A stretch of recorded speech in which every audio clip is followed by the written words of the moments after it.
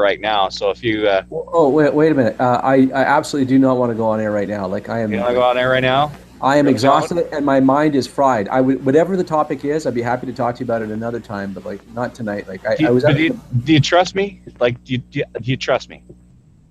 no, Let me ask. I'll tell you what. I'll tell you what, Oz. You meet me halfway. Let me ask the question, and if it's uh-huh. something you really don't want to deal with, we can table it. I'll drop it back offline, and we'll do that thing. Okay? But I was just really curious because you spend a lot of time in the outdoors. Yeah. You're a well-known outdoorsman. You enjoy it. You enjoy the almost the it's almost like another world, really, from the world that many of us were brought up in, and sort of the suburbs and the city. But you're also a keen student of philosophy and a keen studier of the philosophical man. And I was wondering, and I guess it's a two-part question. When you're sort of you've done your campcraft for the day, you've set yourself up, and you're sort of in those few hours between when you've got your tea, right, and you're in your tent and you're getting ready to go to sleep, Yeah. and you know the next morning when you get up, it's like cut down some wood and chase some hares around for dinner or whatever. What sort of philosophies do you find come to mind, and what sort of philosophy do you think lends itself best to being a person of the outdoors? Oh boy, that's a hell of a question. That's a big question. I don't know. Well, I can tell you what the kinds of things that come to mind. Every philosophical question comes to mind sooner or later, like ethical ones, and philosophy of mind, philosophy of science, epistemology. I mean, you name it, it all comes to mind. And in fact, I routinely bring philosophy books with me into the bush. Um, I mean, I brought books on ethics with me. In fact, there are pictures of me camping out in the middle of nowhere, canoe camping with my wife, and I've got like some book in my hand. And as often as not, it's a work of philosophy. Um, so there's my mind turns to whatever philosophical questions are. Whatever I might be reading at home, I'm apt to bring with me, unless it's like a huge, massive tome that's going to be extremely cumbersome and heavy to carry. Right. I'm likely to. I mean, as long as it's in paperback, I'm likely to bring it with me and So read it's it. the pocket count for you. Yeah, the Pocket Cat, or like I don't know. Recently, I read a book by John Searle out there. I'm reading a book by Thomas Nagel now. Although I was out today, I didn't bring that book with me because I had my wife with me, and we do a lot of yak, and it was just a day trip, so not a lot of reading to do. But I mean, I brought Hume's Discourse on Natural Theology out with me one time, and I reread that. I've read some Wittgenstein out there. Um, Sometimes for reading material, I'll bring like field guides. My wife usually brings those actually, and then I'll end up thumbing through them looking for wild plants and stuff like that, bird guides and things like that. And what kind of philosophy is sort of conducive to this kind of? Oh shit, we're live, you bastard! You. There, see, it's completely painless. Listen, Ozzy, I swear, you do not look jumbled. You don't look out of sorts. Okay. This is good stuff. This is good Okay. stuff. Okay. Well, I was out in the bush today actually with my wife, and we were just hiking around, just enjoying the fall colors, and we were just having lunch. So there wasn't a lot of philosophy talk today. That tends to more philosophical discussions and philosophical reading tends to happen around happy hour on a camping trip. On a camping trip at around 4 o'clock, you usually finished all your camp chores, and you maybe had a swim if it's a hot, sweaty day or That's a something like lot that. earlier than I would have thought. Yeah, well, you normally finish your camp chores like I mean, setting up camp and stuff like that, and you've probably gone on a little day trip because the day starts early, right? On a canoe trip, let's say that I've made camp the night before. I've arrived, late in the afternoon or in the middle of the afternoon on a campsite or wherever it is I'm going to camp, and I've made camp, right? So you string up your tarp, you figure out where your fire pit's going to go, you figure out where your tent or hammock is going to be sitting, you figure out where your latrine is going to be, where you're going to hang your food barrel and stuff like that, and then you go about you do all of that stuff, and then you probably want to wash off the grime, so you take a dip in the lake or the river, and you wash up, and then but it's late afternoon, right? And then now it's happy hour, right? 4 o'clock or later, usually before supper. Okay, happy hour. Let's sit down. Break out the wine or break out the rum or the scotch or something like that, and sit back in front of the fire or in your little bug shelter under your tarp or something like that, and we'll just talk and sip a drink or read quietly, and I'll often take notes on today's events. I like to keep a little log of what I've seen, what we did, and stuff like that. So happy hour is a good time for sort of philosophical discussions. Sometimes we camp with friends, canoe camping with friends, and one of whom is very interested in philosophy. So he and I usually get into it on all kinds of things. Right. There is one other thing I wanted to ask you. Mm-hmm. Because I grew up a suburban and city boy, and while I did go to a boys' camp as a kid, it was a boys' camp that where you were expected to be at night, the skyline was almost occluded completely by heavy trees. Mm. So I didn't get to see the stars the way somebody out in the country sees the stars until I was 21. And I remember a friend of mine has now most people who watch this won't know what we're talking about, but there's a place not far from Ottawa called Lake Constance, and there's a little inlet there called Constance Bay. Constance Bay used to be a great fishing hole until it was fished to genocide, and then Lake Constance is where a lot of guys from Ottawa, particularly people who work in the government or high end, have cottages, right? So I was out at a friend's cottage on Lake Constance, and I noticed that it was bright. And I thought, there's no moon out. Why is it so bright? And I just looked up, right? And there was that, like, thus spake Zarathustra moment, right? Like from 2001, I'm like, my God, it's full of stars. And I just remember just sitting down with my head just cranked upwards, looking at these things. I guess I had never seen them before. And they were like, I sat there. It was almost 4 a.m. before I sort of moved my head. And I remember thinking about just everything, And I wonder what was it like for you? When did you first see the stars unfiltered by the schmut of suburban and urban life? Well, there isn't a time when I don't remember that, because I grew up in a rural area. I grew up in rural Quebec, in farming country. And the only road, I mean, there were no streetlights on my street. I lived on a dirt road near a highway, and the highway was a country highway. It wasn't lit up. So there was no light pollution. And because it was a lot of farm country and we had a big open field, it was, not unusual for me in summer to just lie in a lawn chair on a blanket, gazing up at the stars, and the sky was just lit up on a warm summer night, especially on a winter night. Actually, if you went out on a winter night, there's less refraction, Yes.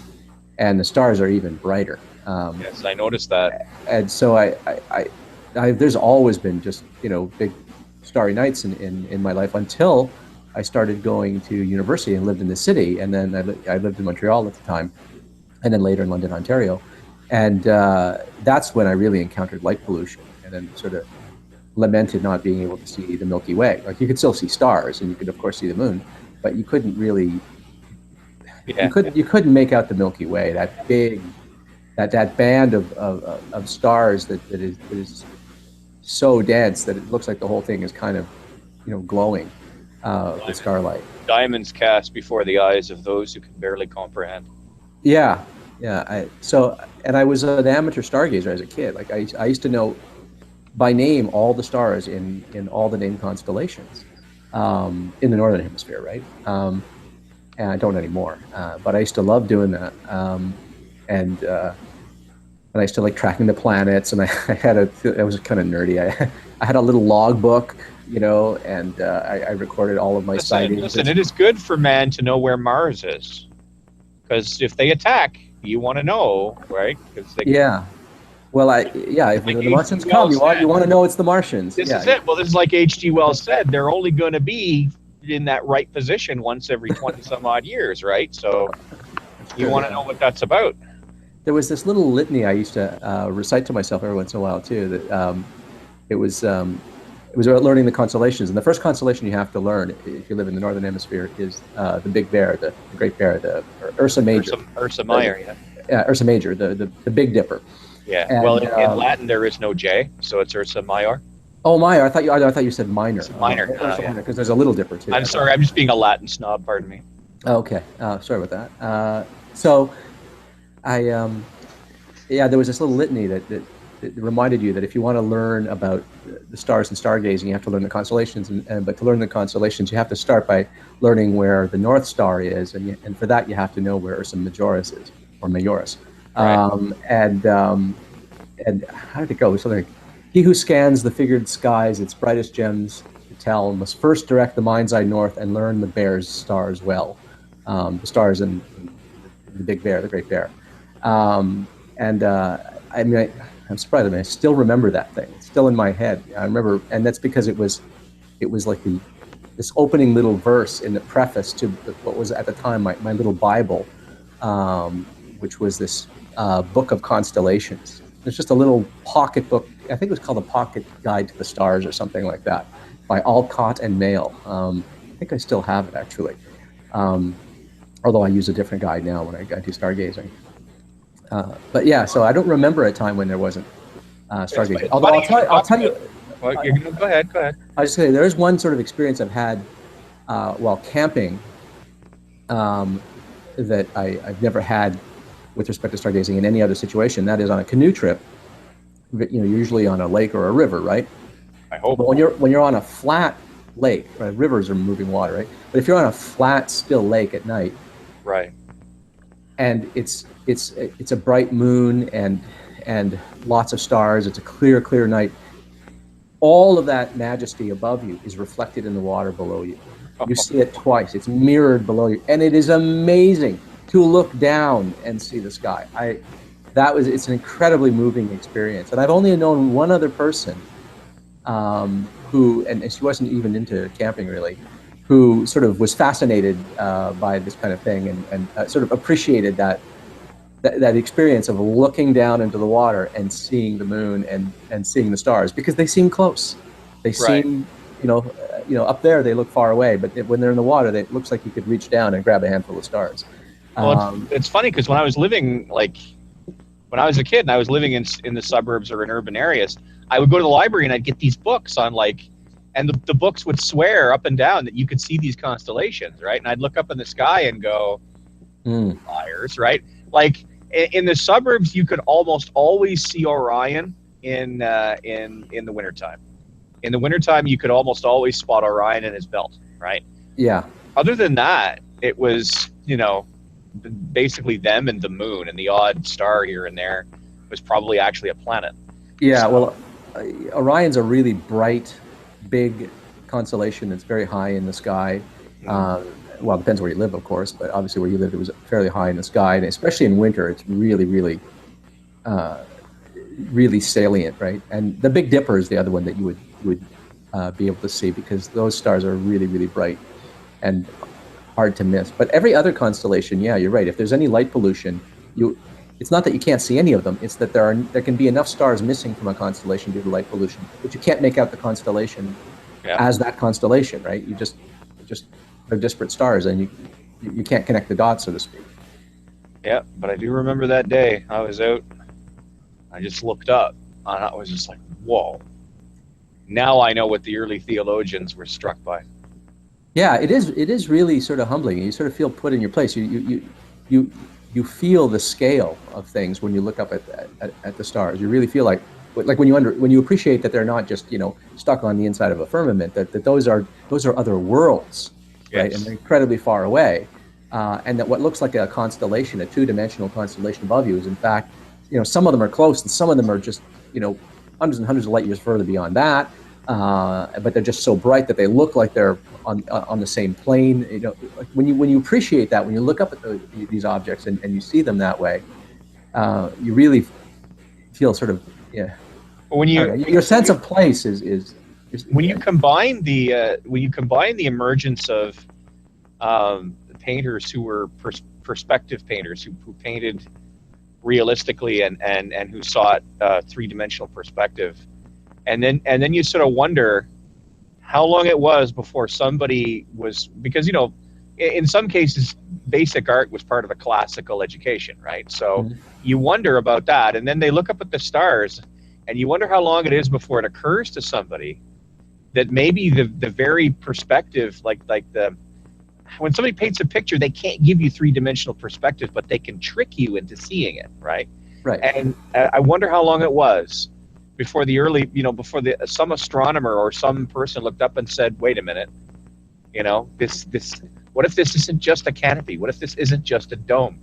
What if there's depth here, as well as girth and breadth and length? What Yeah. is?" I don't know when that would have been. I know I remember reading some of the writings of Galileo, though, um, and how he was the first person to look through a telescope and see the moons of Jupiter, and to really see the craters on the moon, and to see um, just along that line of light and shadow of a crescent moon or a half moon. He could just barely make out the three-dimensional character of mountains and craters on the moon. He was the first person to look at those objects and see that they were more than just lights. He saw that these are worlds. This is a place you could go to. It's a world, Yeah. right? It would be in principle possible to stand there and look back at the Earth, right? Like, he was the first person to have that experience, not as a person who just speculated that, but who looked at it and saw that it is so, that these are worlds, right? Can you He actually imagine? saw that. Can Like, you he was the imagine the first royal? person to have Yeah. that thought. Can you imagine the royal shit he must have took trying to explain that to other people? Yeah, And well, him and his buddy Giuseppe are having a cup of wine, and he says, "You know what? You know what? That world up, that thing up there, that's a place. You can go there." Giuseppe's like, "Shut up."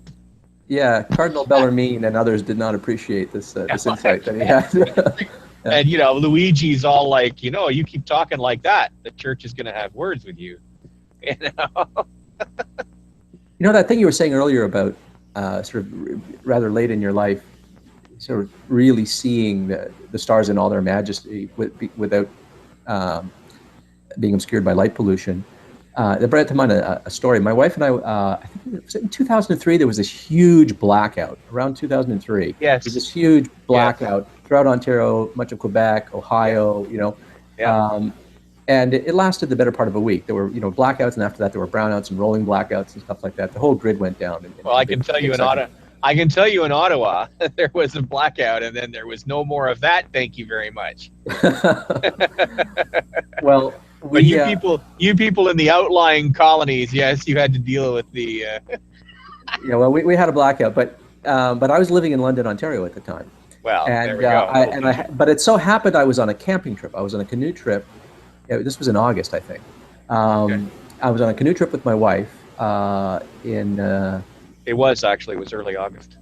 it I know. was early August. Yeah, I yeah, remember because it was hot as a motherfucker. yeah, it I was. had a skin rash that I needed to keep dry, and of course, as soon as the power went down, the air conditioning went down, right? Right. Oh, yeah. And so I spent a few hours in concerted agony, and that was a lot of fun. And by fun, I mean kill me. Right. But anyway, okay. So you were camping out in Yeah. out in So the we were bush. we were, we were canoe tripping out in an area called Naganash. This is a large lake system with only a couple of portages to get into it, and then just a vast lake system that you can paddle around in for days and days and days without having to portage your canoe again. It's a wonderful place to go. And so it was all Crown land, so no fees, no reservations, no schedules. It was just wonderful. So we had a wonderful time out there. We were gone for a week, but the power failure hit while we were out there, so we had no idea. Now, there's no cell phone access out there, or at least there wasn't then. There might be nowadays. There might be a tower nearby there, but so we didn't have a cell phone with us. We never bothered bringing one since there was no access. So we had no idea. We had no radio. We were just canoe camping, right? So then we decide we're going to leave, right? Okay, trip's over. We're running out of food. Got to go home. So we paddle back through the lake system into the river that took us in there, and then back to the launch where our car was waiting for us, and we put away all our gear, put the canoe on top of the car, And we drive to the nearest town because we're hungry. We've been paddling all morning long, and we had breakfast at camp and stuff like that. But it was a long, hot, sweaty paddle back, and let's go and have a burger, right? So we pull into this diner, and there's quite a few people in the diner, but we hear people talking all around us, and they're saying things like, so is the power on at your place and stuff like that, but they're talking about it in a weird kind of way, and I couldn't put my finger on it. So as the waitress comes by, and there was obviously power in the place where we were in, the restaurant was operating. We turn to the waitress and say, "Excuse me, was there a power failure?" She looks at me like I'm nuts because it's the biggest news story of the year, right? And she looks like, "What?" Like, "Oh, we've been camping for a week, So we had no idea. So we find out there was this huge power failure, and people start filling us in on it, and they're sort of having a laugh at our expense. And so then after lunch, we pack into the car and we start driving home. We turn on the CBC because after a camping trip, when I get in the car, I don't like to turn on the radio. It's too jarring to hear the news of the world and music and stuff like that, right? So, but now we wanted to know what was going on. So we turn on the radio and we're listening to CBC radio as we're driving south, heading back towards London. And we hear the scale of this thing and the impact that it had on people, how long lasting it was, and how there were people who still didn't have power. And I looked at my wife and we're looking at each other like, what are we going to do when we get home? We're driving home and there's no power. What are we going to do when we get home? Right? And like the food in the fridge is probably spoiled. And so we said, okay, well, here's what we'll do. We'll go home and what the hell? We'll just reprovision, We'll just empty the fridge of stuff and throw out whatever's spoiled. And we'll just reprovision. We'll just get right back in and head right back out into the bush if there's no power. Because we didn't miss the power. Like the fact that there was no electricity was not a hardship for us because we were canoeing. But it occurred to me then in that moment that, holy crap, if we had been home, if we'd been living in London at that time and at home, vacationing at home, or going to work, going about our usual business, and that power failure had hit, it would have been just like so inconvenient and frustrating, and we would have been upset by it and put out just like everyone else was. For us, it was nothing. It was like we were camping. We were living, by firelight at night and little headlamps, flashlights at night and stuff like that. And then during the day, you didn't need electricity or power for anything, right? I mean, the only thing you needed, any electricity for was batteries for your flashlight at night. And that was it. So I don't know, I felt really, really liberated to know that, hey, if there's a massive power failure, I'm not going to freeze, I'm not going to starve because I have a stove, I have all the equipment I need to sleep outdoors year-round, even in winter, and survive and even thrive. I've got dehydrated meals that we can reconstitute and reheat, stuff like that. I know how to boil and recover potable water and stuff like that. And I just sort of thought, wow, the worst thing that would have happened if we'd been at home is we would have felt put out, but we would have just broken out the camping equipment, and we just would have, lived in our home in the dark, but we wouldn't have been cold, and we wouldn't have been hungry, and we wouldn't have been, wondering what to do about water or anything like that. I mean, there were some people who didn't have water. They certainly didn't have hot water. Right.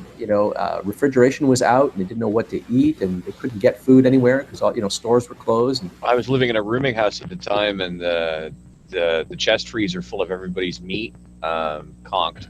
Right. Oh. And so we basically dragged the barbecue out from the garage. Like she hadn't used, like the lady of the house hadn't used the barbecue since the Truman administration, and we dragged the thing out.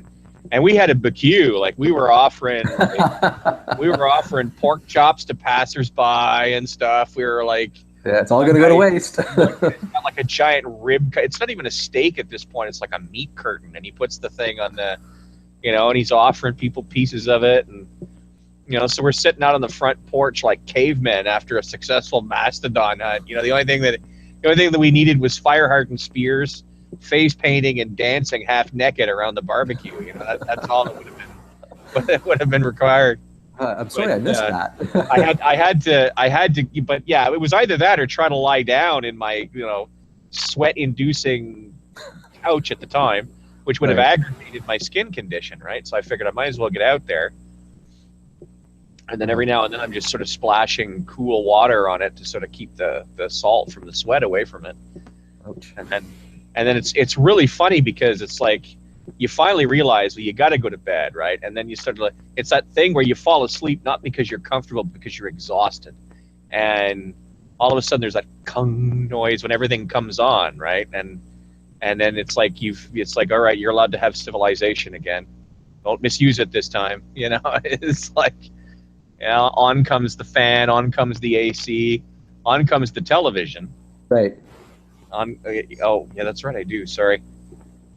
I'm mimicking an actual conversation, right? So I'm sort of looking at you as I'm talking, which sort of helps because otherwise I'm forced to look at me while I'm talking, which strikes me as strangely narcissistic. Yeah, I got a message saying I was white boxing, so that's why I posted that. It's funny. I started telling that story about the camping trip to connect to what you had started saying about the experience of seeing the stars late in life. Here's one of the stories that we heard when we got back, though, and I don't know if it's apocryphal, if it's an urban legend or not. But apparently, like there were cities in the U.S. where people were sort of so estranged from seeing the stars. People who'd lived in cities their whole lives, and so had never seen a night sky filled with stars. That when the power went out and all the light pollution was gone, and they looked up, they were freaked out. Yeah. And apparently they were, they're calling 911. They're calling, police stations and saying something's wrong. What's going on? Are we under attack? And and like, no, that's just what the sky looks like. It's like that. It's like that old '70s radio play. The chances of anything coming from Mars is 1,000,000 to 1. They say. Right. Yeah. I don't know if that story is true. If anyone knows if that's true or if that's. Oh, I'm sure it had to be. I mean, there's enough people in the world that some of them must have called in and. Especially places like LA or New York where you can't see the stars, right? Yeah. Somebody must have called in and said, "What is this? Yeah. What is this thing? What's happening to us?" That would have been a kick-ass if there were aliens that wanted to make contact with us. Which, by the way, I don't think they ever are because they must look at us and think we're crazy. But if I could just imagine, the aliens decide to make contact then, right? It's like, hey, how's it going, everybody? Where are you going? Don't scream. Where are you going? That'd just be hilarious.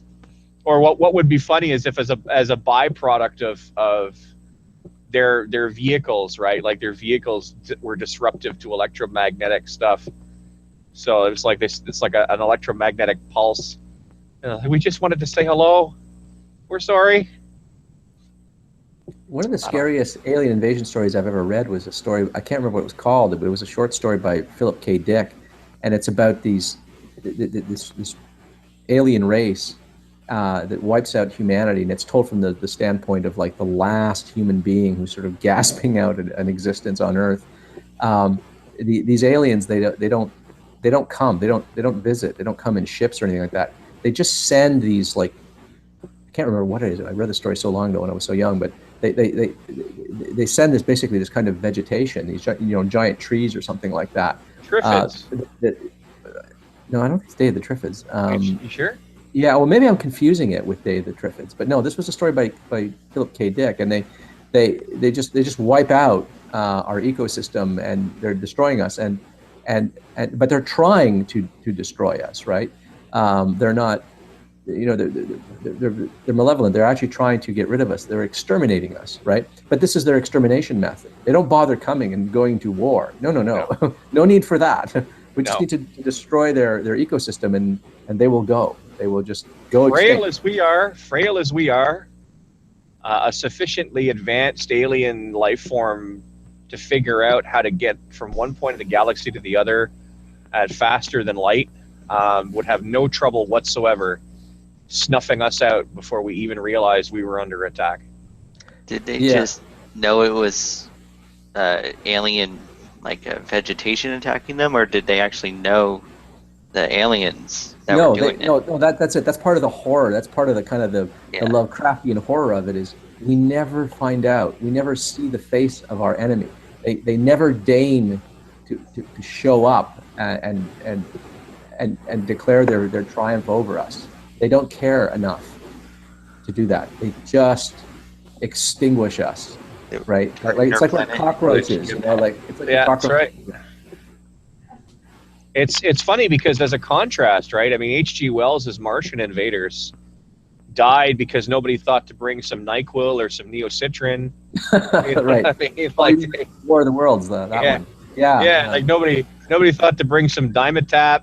You know? So Yeah. they all caught the sniffles of death, and they just died. The poor buggers. And you feel sorry for them, right? Because it's like, oh, No. you guys didn't know we had microbes and bacteria?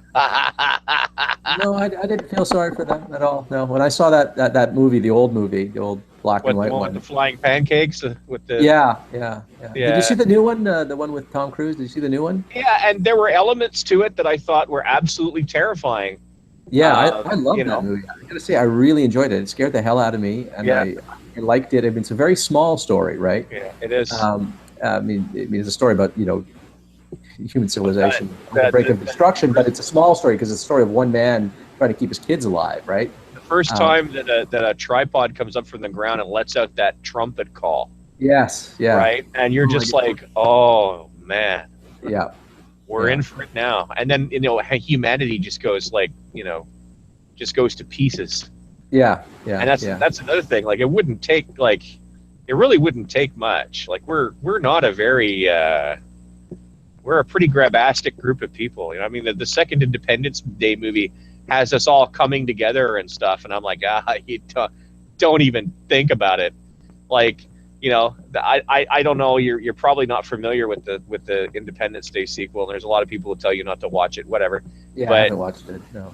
but of course, the Independence Day sequel is set 20 years after the first Independence Day, and I mean, mankind has this global defense force, and they've integrated scavenged alien technology to sort of give them a real chance against the Armada, which they're sure is kind of. I'm like, yeah, you guys are fucking optimistic. You're right. I mean, first thing would happen, Russia decides to take the Ukraine. Period. You know what I mean? That's it. Ukraine's ours. You want to fight us? Fight us. Yeah, Meanwhile, the Chinese are like, oh, you figured this technology out, huh? We'll take that, and we'll take that, and we'll take that. Welcome to Chung Kuo, the Middle Kingdom. yeah. It wouldn't take much to sort of for the veneer of civilization to just, you know, Peel away. peel off. Yeah, if something like that happened. I mean, we'd like to think that solidarity would kick in, and we're all in this together, and it's us against them. But I don't think it would happen that way. Well, humans are built for solidarity on a relatively small scale, right? We're built for extended familial, small tribal solidarity, and we've always worked best under those situations, right? Like you look at a hockey team, or like an extended family or whatever. Like they can get a lot done, but where the whole notion of a collectivism tends to really start to run into trouble is when it's applied on a macro scale. And strangely enough, that's the only hope we would have of dealing with any sort of malevolent alien presence, assuming that they showed up and made themselves known in a conventional sense, right? Like if they do what you were talking about, Ozzy, I mean, we're just screwed, right? If they just you just think about it, right? Like they're planting trees. I mean, we have these immune systems that are so easily tricked to begin fighting against the very hosts that they're supposed to be protecting. I mean, they probably got pollens and they have lovely plants. It's like, oh, that's a nice plant, and then it farts pollen at you, and you sneeze yourself to death and scratch your eyes out. And like, I mean, absolutely. I mean, if that's the way they want to do it, it probably wouldn't take much. Yeah, I wish I could remember the name of that story. I'm pretty sure it was by Philip K. Dick, because I had a book. Aren't they all right? Like, yeah, it's hard to get away from Philip K. Dick when it comes to science fiction. But if anyone knows the story that I'm talking about, remembers the title or something like that, let me know, because now you've caused me to doubt myself. I might be mixing it up with Day of the Triffids or something like that. It was so long ago that I read it. Well, the Day of the Triffids was first. There was some sort of a solar flare that blinded everybody. And that's how the Triffids were able to hunt, because with everybody blind, right, they're sort of wandering around in circles, and then the Triffids just sort of pick them off one by one, right? That's how that runs. So, but who knows? Who knows? Who knows? Yeah, I don't think it's the same story that I'm thinking of. Excuse me for a second. Sure. Well, JJ, what have you got to say for yourself? Insufficient. I'm kicking you out. What? There's a wasteland out there. There's nobody doing anything out there. Is that why you decided to put this live? Yeah, like seriously, like I can understand if there were a few other hangouts or whatever. I just sort of do the off-air thing, but there doesn't seem to be anybody doing anything. I loves me a good old-fashioned salon. By the way, Ozzy, if you haven't gotten my message yet, He's not listening. Wait a minute. JJ's trying to send you messages. Oh, JJ, I'm sorry. I was I didn't hear what you said there. You sent me a message. oh, yeah, I just said if you haven't gotten my message yet, I just wanted to suggest that you repent. And from what shall I repent? You're really just a reprobate pantheist. Oh, right. Are you a pantheist? You're a deist or a pantheist, JJ? I say pantheist. You're a He's a pantheist.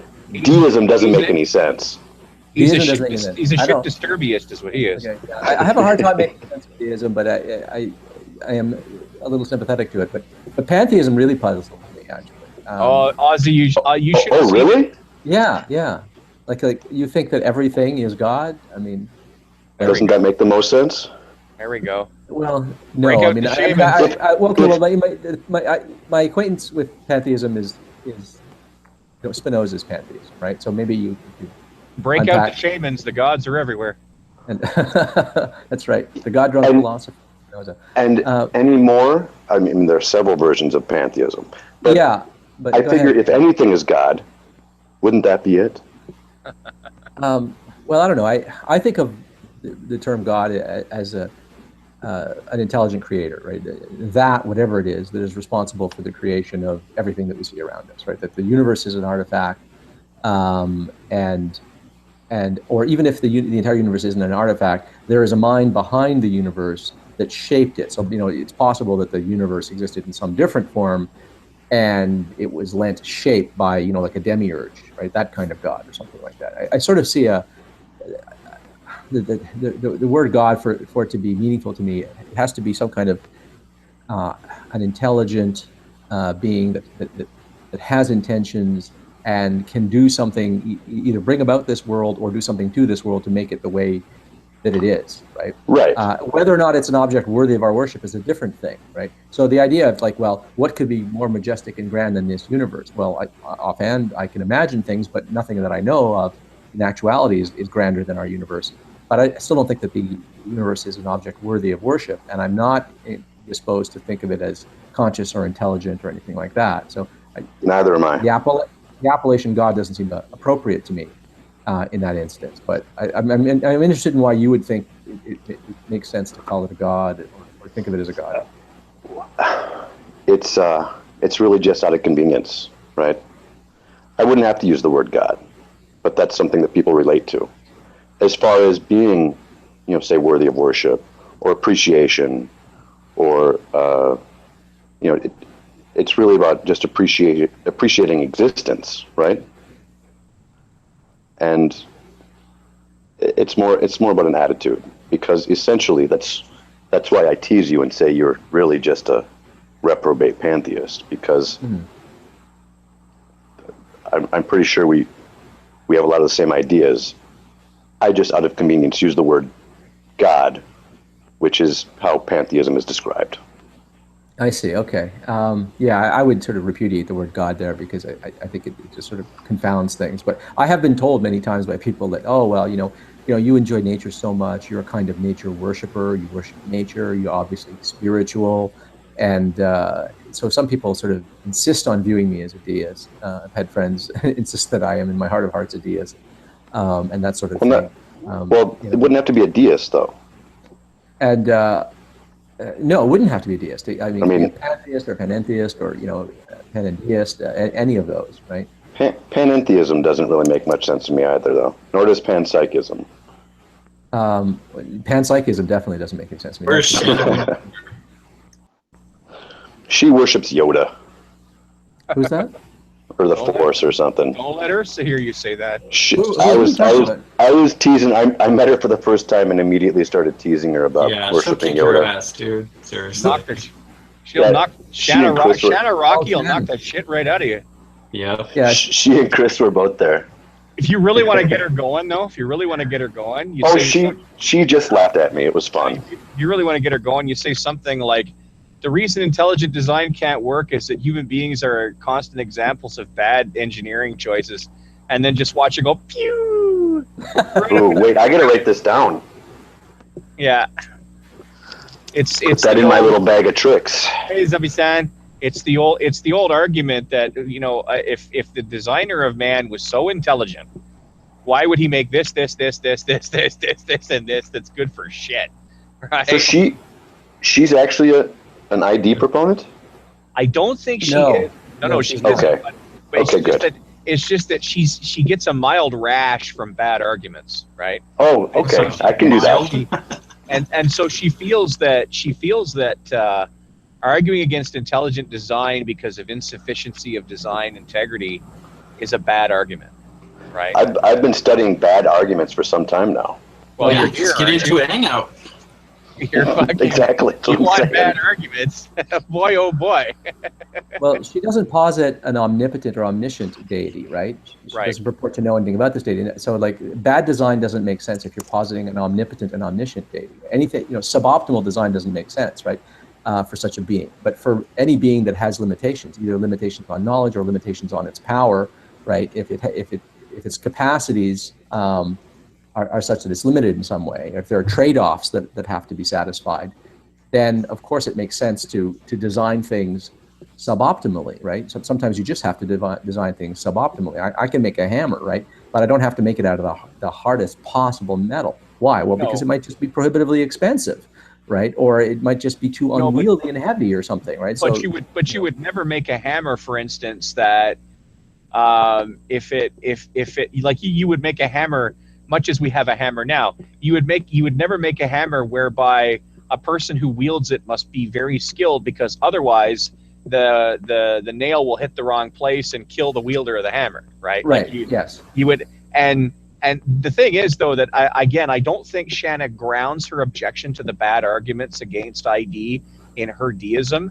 I think she No. just objects to the bad arguments in general. Right, yeah, yeah. And she's got some, you know, I mean, I've heard her arguments. I mean, she snarls them through her teeth. I've heard her arguments against that, and I go, okay, I understand that, but, you know, I mean, as someone who grew up around engineers, right? Like you learn that the first thing, Matt Dillahunty said that the mark of design is simplicity, not complexity, right? That's the hallmark of design, and it's and you know, for people to sort of say, well, yeah, but that, you know, I mean, who says God is a skilled engineer or whatever? I mean, the thing is, a first year would get that idea, right? So, I don't know. Yeah, I guess I would take issue with Dillahunty on that, but actually, he and I are hoping to have a conversation sometime soon. Maybe I'll bring that up. Actually, it sounds like I can't wait. I can't wait. You gotta get tape on that. You gotta get tape. Yeah, well, there's a number of things we want to talk about, so that would be another one to throw on the table. And yet, I can probably imagine what he's talking about, in that if a god were to design something, it wouldn't need to be so complex. Yeah, it wouldn't have to look like a Rube Goldberg machine, which is what you would expect on natural selection, is all these weird, you know, things that look like they were tinkered together and cobbled together, and you know, one thing being pressed into service because it'll do, you know, but, you know, whereas you would, I mean, Stephen Jay Gould was fond of saying this, you know, the cases of two things being perfectly conjoined and beautiful simplicity and stuff like that, and you know, those are the things that mask the history of evolution, right? Things that look exquisitely designed, those could have been intelligently designed, right? Right. But it's all the things like the panda's thumb. You know, the panda's thumb is not really a thumb. If you look at you know, pandas, like, they like to sit on their haunches, and they'll strip bamboo. They'll grab a bamboo shoot and they'll strip the leaves off and they'll eat the leaves off, and they do so with a thumb. But pandas are bears, they're vegetarian bears. They belay the name of their order, carnivora, and but if they're bears, that means that they're going to have all of their digits in a line, just like ours are, and they don't have opposable thumbs. They're like cats and dogs. They have all their digits like this without opposability. So what's the thumb, right? And if you look at them, you'll see that all 5 claws are like right the way they should be, with not an opposable thumb. So what is the thumb on the panda's thumb? And people say, well, it's the radial sesamoid bone in the wrist that's sort of detached and sticking out and has like a crude little muscle that barely works that pulls the thumb in at an angle. So it pulls the wrist bone in at an angle. So it's got a thumb that's kind of like this. That's about the extent of this thumb, right? It just does this, which is not much, but it's good enough for like stripping bamboo leaves, right? So he says, but it's essentially a thumb, though, right? Isn't it? It's a 5th digit, though, isn't it? It's a 6th digit. Is it really? It's a 6th digit. It's a wrist bone that's sticking out. Some cats have things like that. Actually, a very small number of cats have 6 toes, as it were. Polydactyl cats, yeah. Yeah. By the way, a very quick fun fact about the panda: the Mandarin name for panda is Dai Shou Mao, which translates loosely into very large cat. They weren't great at taxonomy. I thought pandas weren't actually related to bears either. Yeah, I thought they were. They're not really bears. They were related more to the weirder orders of mustelid, like raccoons and such. Right. Yeah, I don't know, but they belong to the mammalian order Carnivora, right? So there's no way that they should have an opposable thumb, right? They should have 5 digits this way, and they do. And anyway, to get back to Gould's point is that, look, if you look at this thumb, this is really, I mean, if it was going to be designed, it would be just design it like a proper damn thumb, Right. It would be much better at stripping leaves and more efficient, and you don't need 5 digits in a row and then create this crude 6th thumb. That doesn't make any sense. But natural selection sort of works with whatever's available, right? This radial sesamoid bone wasn't doing much in these beasts that belong to the mammalian order Carnivora. It's kind of a redundant bone, which means that it can be exapted. It can be pressed into service for some other adaptive function by natural selection without any cost, right? Without any compromise. Whereas it would require a major restructuring and re-engineering of all 4 paws, or just the 4 paws, the front paws, to create thumbs. Now, an intelligent designer would just say, hey, well, poof, suddenly you've got thumbs. There you go. I designed you with thumbs, right? So it's all of the suboptimal traits that are far from beautiful engineering designs that show the signs of history of how a trait arose non-purposively and non-teleologically, but teleonomically. Those are the real telltale signs that natural selection has taken place. But when you see cases of beautiful, exquisite design and harmony and stuff like that, then, well, that could go either way, right? But it's the suboptimal ones, they only go one way. There's only one way to account for those.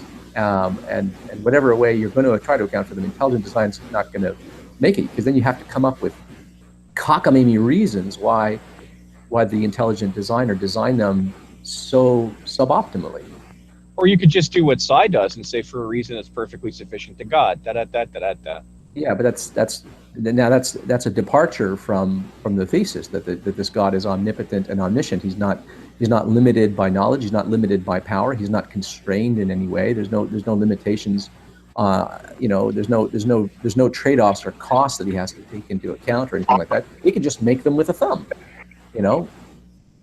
or something even better than a thumb, as opposed to this jury-rigged little Rube Goldberg machine, right? Mm-hmm. So, well, that makes sense. Yeah, I mean, this appeal to ignorance. Well, there must be some sufficient reason why why God would do it this way. I mean, that is just a gross appeal to ignorance. I don't know why. There must be a reason. Ergo God, right? That's a terrible argument, right? And you're without realizing it, when you argue like that, you are abandoning the idea that this God is all powerful and all knowing, right? Consequently, would never have a reason, literally would never have a good reason to design something suboptimally, right? Mm-hmm. What do you mean he's got a reason to make it suboptimal? Well, I can think of one reason it would be suboptimal. He's trying to trick us and make it look like natural selection, right? But they don't want to, they don't want that one, right? Well, yeah, but I mean, I don't know. I'm sure you've heard of the many wars I've had with the theists over the meaning of omnipotent and where we go with that. And JJ sat in a room with his head in his hands for hours listening to me pound away. That says that you know what bothers me. Here's the thing that it all boils down to. Theists are perfectly okay with allowing omnipotent to mean what omni and potent mean together until it suggests that God does something that doesn't make any sense to them. Yeah. And then all of a sudden they want to redefine what omnipotent means. Right? They're perfectly happy. I'm actually a bit surprised at how easy it is to get them on that. Oh yeah? What do you mean, Jim? Well, like omnipotence, you would think this objection, the objection that I can use, has been around since the medieval, since like the Middle Ages, and it got popularized in the 1960s. But people don't understand the problems that arise from it. Anytime you define something that's omnipotent and you say it can do anything that's logically possible and consistent with their nature, you just rendered the definition vacuous. That's because right. I could do anything logically possible and consistent with mine. If you're going to say that God can do anything, then you must be willing to accept that God will do something that doesn't make sense to our logic. You must accept that God could indeed make a rock so big he couldn't lift it. And then afterwards, seemingly out of nowhere, God would be able to lift the rock again. Right? Yeah, the whole desire for an omnipotent God seems to be born of a hunger for something that is undeniably worthy of worship, right? But why not? Why couldn't it just be that? Yeah, no, God can't do everything logically possible, right? Because it would violate His nature, and right. So He, yes, He can do everything that's within His nature, just like everything else can do with it, everything within His nature. But that's not what we mean by omnipotent. Omnipotent means that you can do everything that can be done with power, right? And including, for instance, lying, right? I can lie. God can't lie. Why can't God lie? So, I mean, clearly, I can do some things that God can't. God can't lie. Well, then watch their backs come up when you say that. Oh boy. Yeah, but it just seems to me that all they have to do is say, well, this omnipotence thing. Why are we making a fetish out of claiming that God is omnipotent? Is it not enough that He's the most powerful being in existence? He has to be the most powerful being imaginable. Why can't He just be the most? Why can't He just be more powerful than we can imagine? But it doesn't have to go all the way to the extent of being omnipotent, whatever the hell omnipotent is, because we don't know what omnipotence actually entails, right? Or just accept the cargo that you're going to have to take possession of if you say that God is omnipotent. Accept that God will, from time to time, be able to do something that, accept that God will be able to somehow violate the law of non-contradiction, but when God does it, He can do it in such a way that it doesn't violate the law of non-contradiction, or it does violate the law of non-contradiction, but He can do it anyway because He's God and He's not your ass. That renders logic. But here's the thing, though, right? God made the rules of the game, and theists can't have it both ways. What do theists state that miracles are all the time? Theists state that miracles are backdoors into the rules of the universe. God made the universe, so God made these little back doors in the rule of the universe where He can suspend the rules of the universe for the length, span, and breadth of the miracle. So He can do that, right? He can do things that are completely illogical for a little bit of time, but He can't violate the law of non-contradiction. That doesn't. Well, they wouldn't have to be illogical things, right? Like, think of it like, supposing God is like the programmer, okay, of a simulated world, okay.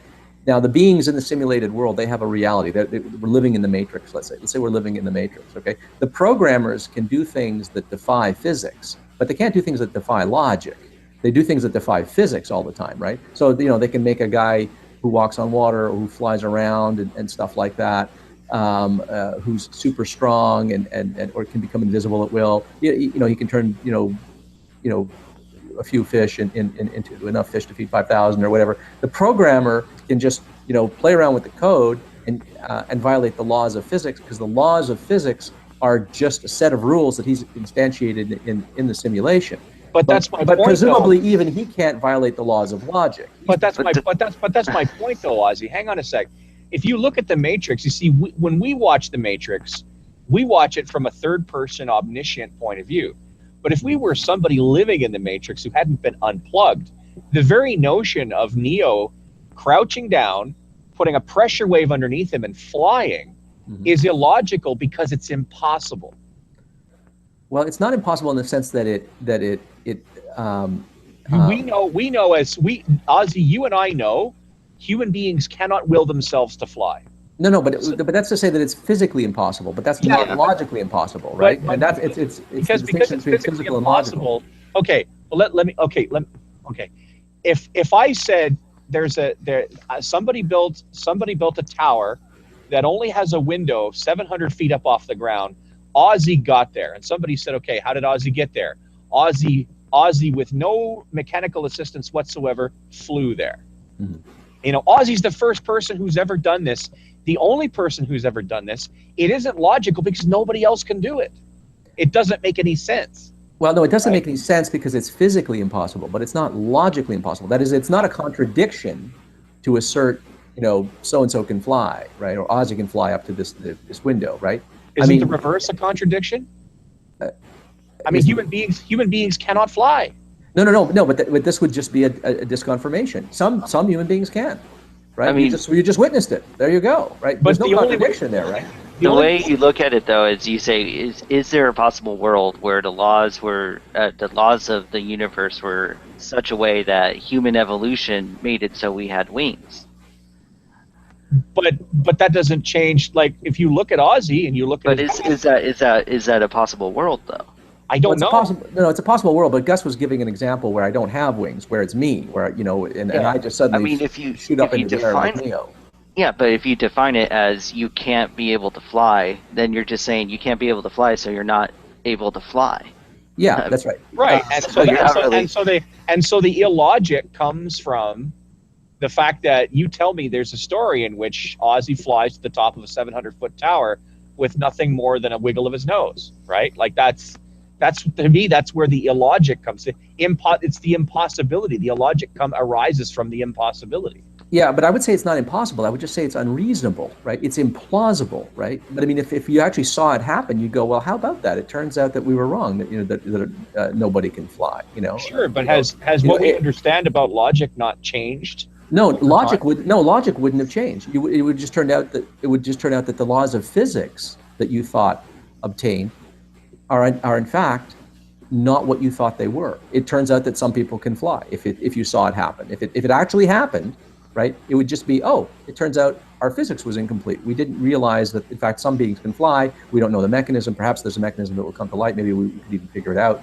But the point is that wouldn't violate logic. It wouldn't be a contradiction. It wouldn't be the assertion of A and not A, right? See, the idea is you're saying, well, look, the assertion is no human can fly, okay? But so-and-so can fly. Well, there's a contradiction. Yes, there is a contradiction, but you just have to say, well, wait a minute. It just turns out that other principle, no humans can fly, is false, right? Some humans can fly is true, right? So there's no, you're not committing a contradiction. You're not involved in a contradiction when you say some humans can fly, right? Because when you say Ozzy can fly, you're saying at least one person can fly, right? You are denying the other proposition. You're not affirming it and affirming the other one. You're denying the one and affirming the other. You're not affirming both. A contradiction is when you affirm a proposition and its negation. But in the case of saying at least one person can fly, you are denying, not affirming, that no person can fly or that all persons cannot fly, right? So you're not guilty of a contradiction there, right? And anyone who says that, well, some people can walk on water. Well, at least one person could walk on water, Jesus, right? That person is not engaged in a contradiction. I think that they're being unreasonable. I don't think there's reason to believe that that's true.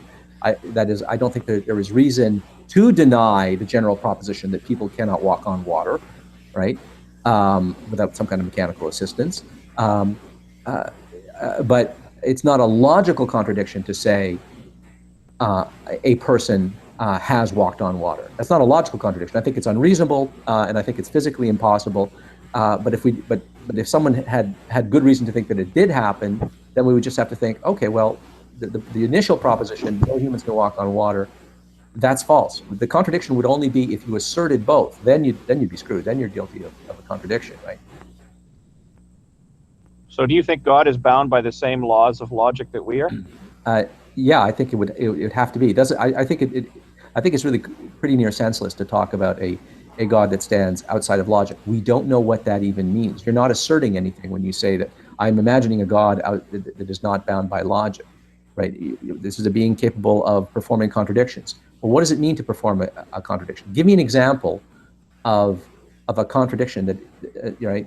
Go ahead, specify a contradiction, and you'll say, oh, well, here is a human hand and not a human hand. How is that contradiction different from there is a chair and not a chair? Sure, but just because the whole of humanity cannot dream of a contradiction that is demonstrable, doesn't necessarily mean that an all-powerful God can't be capable of a contradiction that doesn't destroy, Capable of what, though? Capable of what? Try to specify. But that's just it, though. I mean, this is God we're talking about here. Surely, I mean, God, we're often told in the Bible that God is able, God's mind moves in mysterious ways, right? We're often told this. Yeah. So, to me, to me, at the end of the day, if that's the case, and yes, of course, I know it's a just so story for theists. I get it, but if you sort of look at that, is that not, God trying to explain to us that He's capable of thinking in ways that we simply can't because we're finite and He's not? If I were a theist, I would want to run away from this possibility that God could do the impossible, because it's not asserting anything. You're not actually able to specify anything about it. You're not actually adding anything to your understanding of it because you can't understand or specify any contradictions, right? See, the problem with a contradiction is this: a contradiction isn't just uttering a falsehood; it's uttering a nonsense. Okay, if I say, this is a human hand, well, that sentence is true or false. And there's something, a truth maker, namely the existence of a hand, that makes the sentence, this is a human hand, true, right? If there is a human hand right here, then the proposition, this here is a human hand, is true. And if there isn't a human hand here, the proposition, this here is a human hand, is false, okay? There's a truth maker involved, right? And the statement refers, and it can either refer truthfully or not. Now, I can also refer to things that don't exist. I can, for instance, say, there's a unicorn over there. Now that unicorn doesn't exist. No unicorns exist. Okay, so I say there's a unicorn. Okay, I'm uttering a falsehood. Now what makes it false? Well, it's because there's nothing in reality that answers to the word unicorn. But the sentence "this is a unicorn" refers. That is, what I'm talking about. I'm talking about a horse-like animal with one horn coming out of its forehead, or something like that. Right? You can do it for dragons or Santa Claus or any fictional being that you like. Okay, the sentence refers, but it doesn't refer truly. Okay, it refers to something that in fact does not exist. Okay, but a contradiction is different. A contradiction doesn't refer at all. Okay, if I say there's such, this is a square circle, right, or this is a hand and this is not a hand, right? I've asserted something and I've unasserted it. As soon as you utter a contradiction, you're affirming A and not A. You're not actually describing a state of affairs. You're not describing even a logically possible state of affairs. You're not describing anything, right? It's completely meaningless. It doesn't refer at all. It doesn't fail to be true. It fails even to refer. So contradictions aren't even false. They're meaningless. And so to posit a God that can do contradictions is to posit a God that can do, what? So you're not actually augmenting my understanding of your God when you say God can stand outside of logic and do the impossible. I'm left scratching my head. I don't know what you're talking about. God has the ability to do what exactly? Oh, you can't specify anything that God can do. And they'll say something, oh, well, yeah, God can make that a chair and not a chair. I'm sorry, I don't know what that means. God can make a square circle. I'm sorry, I don't know what that could possibly be. God can make a round triangle. I'm sorry, I don't know what that could possibly be. You're not telling me what God can do when you tell me that God can do the impossible. And I think that's why most theists run away from this idea that God could do the impossible and can stand outside of logic, and is thus constrained by logic, right? And they'll try to usually, they hate the idea of God being constrained, so they'll try to identify logic with God so that it doesn't sound like a limitation. Nevertheless, right? They'll say that logic is God's very structure. Nature. Yeah, exactly. Nature, now, right? Yeah, I don't think that actually solves anything. It still follows from that there are certain things that God can't do. He can't do anything illogical, right? But the reason God can't do anything illogical is we don't even know what it would mean for God to do something illogical. So if I were a theist, I would repudiate this idea that God can do the impossible, right?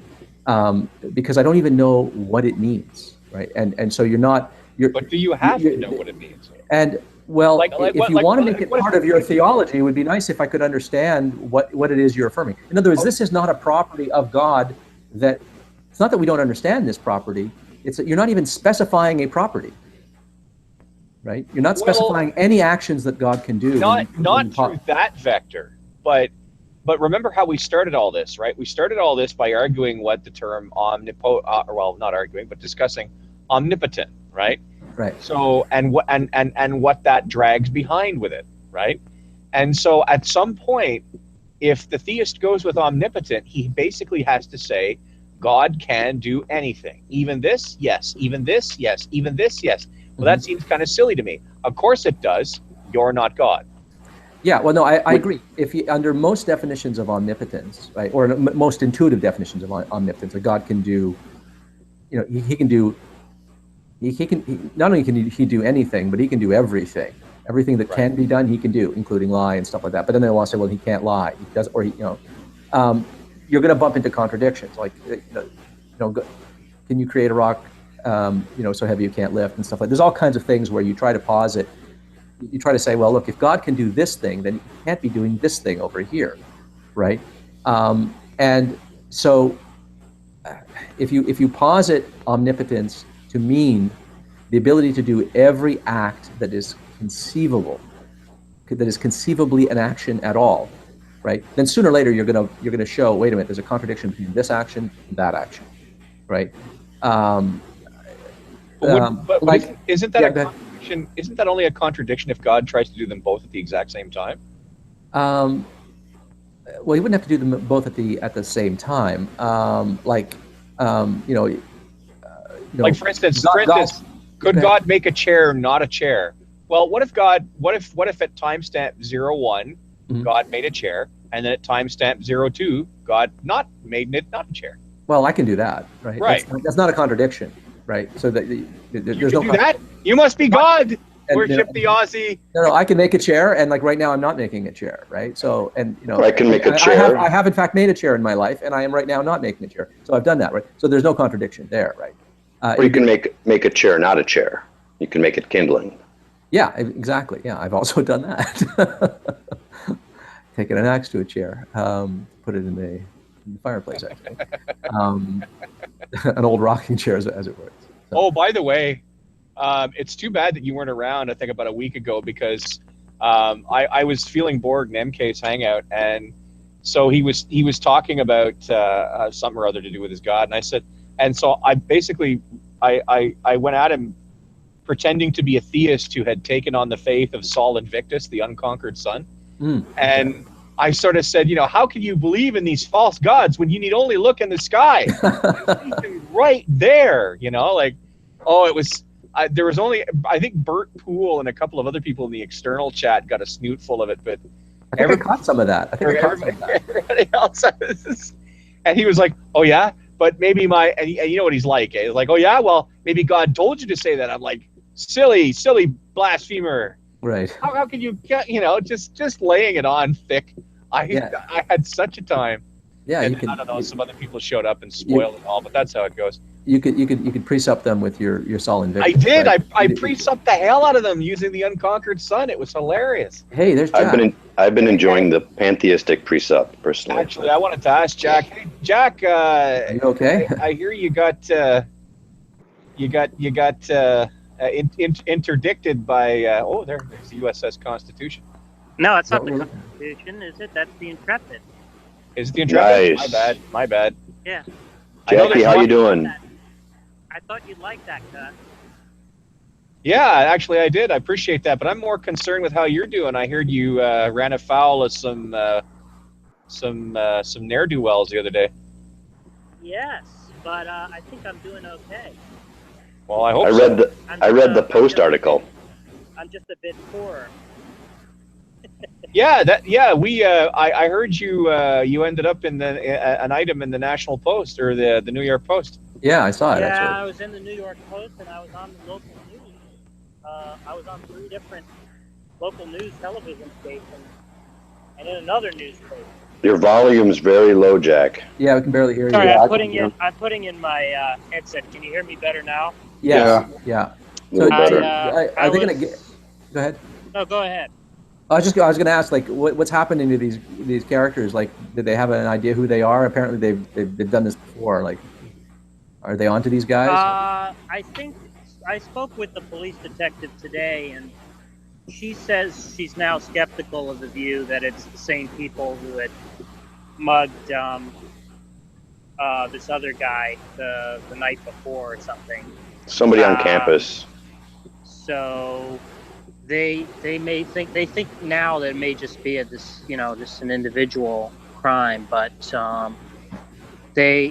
I did give her some valuable information because they have this Find My iPhone feature. Oh yeah. And so I was able to show her, places where the phone was turned up on a map on Google Maps. So they might be able to use that to help narrow down. They also haven't looked at the cameras. There are like cameras at the entrances to the park. I don't think they've reviewed the footage yet. So when they do that, they might get a lead on it. So I'm curious about something else. I mean, I don't want to turn this into an interview, but so you effectively got mugged. But you were riding your bike in Central Park, right? But it was like 1 a.m. or something, wasn't it? Like, is that like a safe thing to do, or I don't know. I haven't visited New York in, well, in 20 years. I guess it probably was unwise to bike in that part of the park at that hour, because there weren't a lot of patrols. And I've gotten used to the crime. Central Park used to be pretty dangerous at night. I mean, at least that was my sense, and that was when New York had a very high crime rate. But it started to go down precipitously sometime in the late 90s, I think. And it's been pretty low since then. And so I sort of got a lot of things that would have raised alarm bells for me in the past didn't seem as alarming. So seeing a group of young black youths dressed like thugs, it just didn't seem that alarming, and I could have just turned around when I saw them up in the road. This is what I would have done in, 1989 or something. But it just didn't occur to me really that anything dangerous was likely to happen, but I think that was unwise. So Right. Probably just looked like a bunch of hipsters anyway, right? Not quite. They were hipsters. I don't think they were. It's like high fashion. I don't think they were black 15 or 16-year-old hipsters. It was dark. Yeah. I don't know. Wow. Well, How many were there? Okay. I think there were at least 5 and maybe as many as 8. Oh hell, yeah! But like the article said, you chased after them. Like I thought, like holy shit, this is pretty heroic, I mean, they were once they got the phone, they realized they were like in danger, because if a police car came by and they were caught with the phone, that's like a serious crime. So right, they just as soon as they got the phone, they just started running.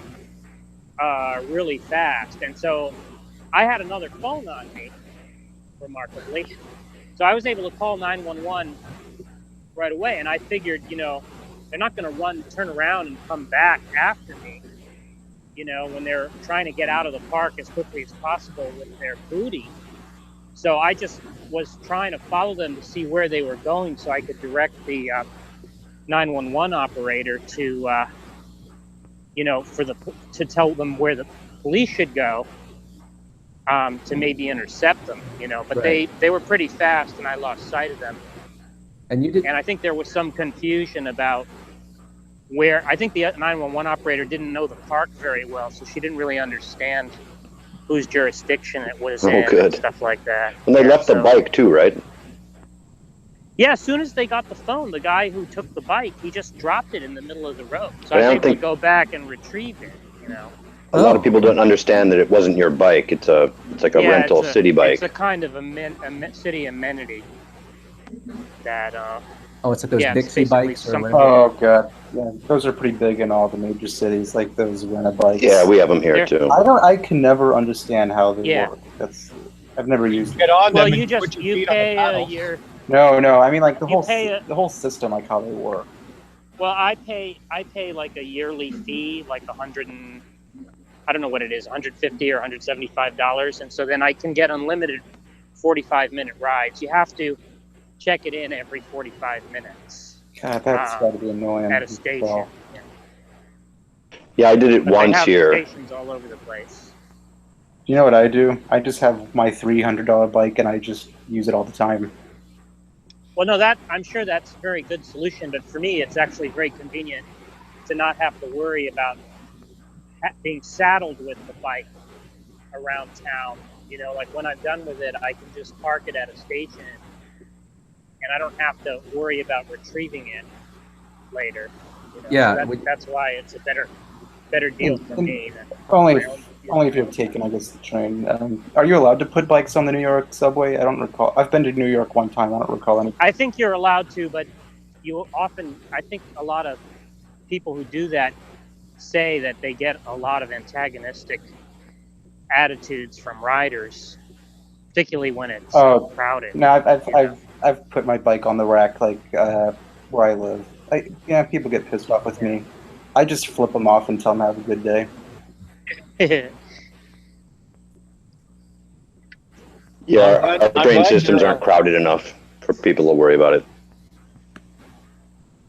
I'm glad you're doing all right. Yes, thank you. Hannah was worried sick about you. Yeah, I need to. When she turns up, I want to thank her for calling she called the police. She's here now. Oh, Hannah's here? Yes. Hey, Jack. Hey, Hannah, I wanted to thank you so much for your concern and for calling the police. The police detective actually told me about it, that you guys had called, and I heard about that from somebody else. So I wanted to thank you very much. No problem. But it Does your wasn't. head hurt It or turned out something? not to be that big a deal, you know. I'm not actually very It was very scary at the moment, but I'm not actually feeling that traumatized by it. So it's mainly just a question of having to shell out, you know, a deductible to my insurance company, and which is rather steep, and having to rebuy accessories and stuff, you know. So it's mainly been a financial hardship and an inconvenience than, you know. It's an object. Who cares? I was worried. Like, does your head hurt? Are you okay? Yeah, I'm okay now. I mean, I was scared Okay, at the glad to hear. moment, but I was even, you know, once you know, they were running, I was pretty much not, you know, feeling much better. It was just in the moment, it was very terrifying to have, you know, a bunch of violent kids around. You worry me sometimes. You know, like I didn't realize you weren't in the South Side. You gotta stay by South Drive because the further north you go, the fewer lights. Yeah, and the no, fewer... it's better to stay in the lower. It's better to stay in the lower loop. Yeah. Yeah, you know When you know go where the above- Fifth Avenue entrance is. Yeah. There's like 4 or 5 patrol cars that just park out there and enjoy the night. You know, there's no way Yeah. something like that would have happened by them. Monsieur Canterbury. David. Oh, hey. Just be careful, okay? Don't make me Yeah. worry like that. Well, I've decided that I'm going to be much more circumspect about where I go, because it's clear to me now that I'm vulnerable in ways. I was vulnerable in ways that I hadn't really fully considered. Does New York law allow you to have a taser? I don't know. If I was you, man, I'd get a buzz box. Fucking give them the No, business. you have to have a special permit, and it's very hard to get if you're not, a security guard or, a police officer. Shock the dicky right off him. Hannah knows a lot about weapons. Hannah knows, Just Hannah knows just many get you a things. nice big fogger of pepper spray. Well, I carry one on me all times. Like, I don't. What about a collapsible baton? You carry a taser? Not a taser. I carry a weapon with me. Or what about a collapsible? Or do you not want to say? She Well, carries that a kind broadsword. of. Actually, it was really funny. When I was a younger kid, I thought it was the shit if I carried a Tonto around with me, so I did. A Tonto. Oh yeah. Yeah, I disguised it as A Tonto You know those is a really- Tonto is a Japanese style knife with a chisel point and a hilt. one of those really big water bottles that they take to the gym. Yeah, I would actually flatten the hilt inside the larger end and then put the cap on top of it. But when I was walking around, I would just sitting there and not screw it in. So if something happened, I can just do that. Now it's just too inconvenient, so I just leave it at home. But I have other things. Okay. Are you allowed to carry a collapsible baton? No. Jeez. You can carry blades, but they have to be they have to pass the 4-finger rule. Basically, the hilt of the blade to the tip of the point onto your 4 fingers. If the blade goes past your 4 fingers, it's too long. It's illegal. You are allowed to have it, but you have to have a legitimate reason to carry one around. For example, if you're like a business owner that at the end of the day you take out a lot of cash. You walk around with a lot of cash, then they consider that a legitimate purpose, and you can carry a under 4-inch. Other than that, if you're caught with it, it is considered possession. You sure it's not more like 4 1/4 inches? No, the thing is that they don't really calculate too strictly on it, so they just simply do the 4-finger rule. So I don't think a weapon, unless it was a gun, would have been very helpful in my situation because there were a bunch of them. All you have to do, honestly, it's just threatening. That's all you know. Yeah. It's I mean, if mostly it was for show, one-on-one, it's At that point, there's not much you can do if they decide to gang up on you. But usually if it's just 2 or 3, you can just threaten and See, normally I'd be in the park right now, but I decided, I saw a bunch of, guys in their 20s riding those low ride bikes, and those the low ride bike seems to be the bike of choice in the ghetto crowd. So I started feeling a little spooked and decided to go to the West Drive on Manhattan instead. See, now those sound like hipsters to me. No, they're not hipsters. the lights and where there's people. I'm on the West Yeah, Drive you have right to- now. If you have cars going by I think often, I can There's hear something the going on with your audio where you'll be dun, dun, dun, and then all of a sudden you'll be dun, dun, dun, dun, and then all of that you'll be dun, dun, dun, dun. Gus, Who's are you on talking to you? me? Yeah, Hannah,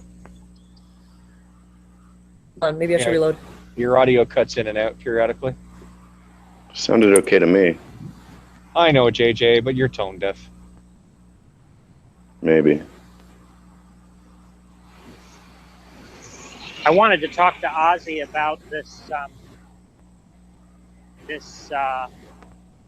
idea about how God can lie but won't lie. Well, first, Jack, you need to account for the necessary preconditions for intelligibility. So. Well, now Ozzy's not a pre-supper now, so Ozzy's not a pre-supper. Is Ozzy still here? No, he's fucked off for the night, I think. Oh, okay. I'll have to catch him next time. Yeah, that's too bad. He did leave abruptly. You're abrupt.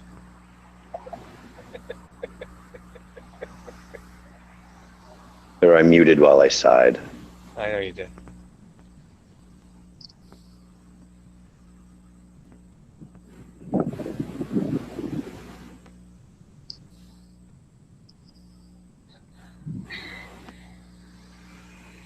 So how was everybody's day?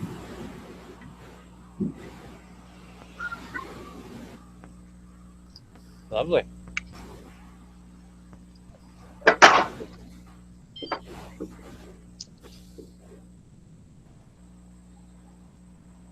Yeah, it's lame. Is there a culture of guns as well in Canada, or is it just the U.S.? No. We put a lot more faith in our institutions to protect ourselves, to protect us. Excuse me. Than How's my mic working now? keep talking. You actually put faith in your institutions. Nice. Keep talking. Is it any better now? Keep going. I'm messing with. I don't know what I'm supposed to say.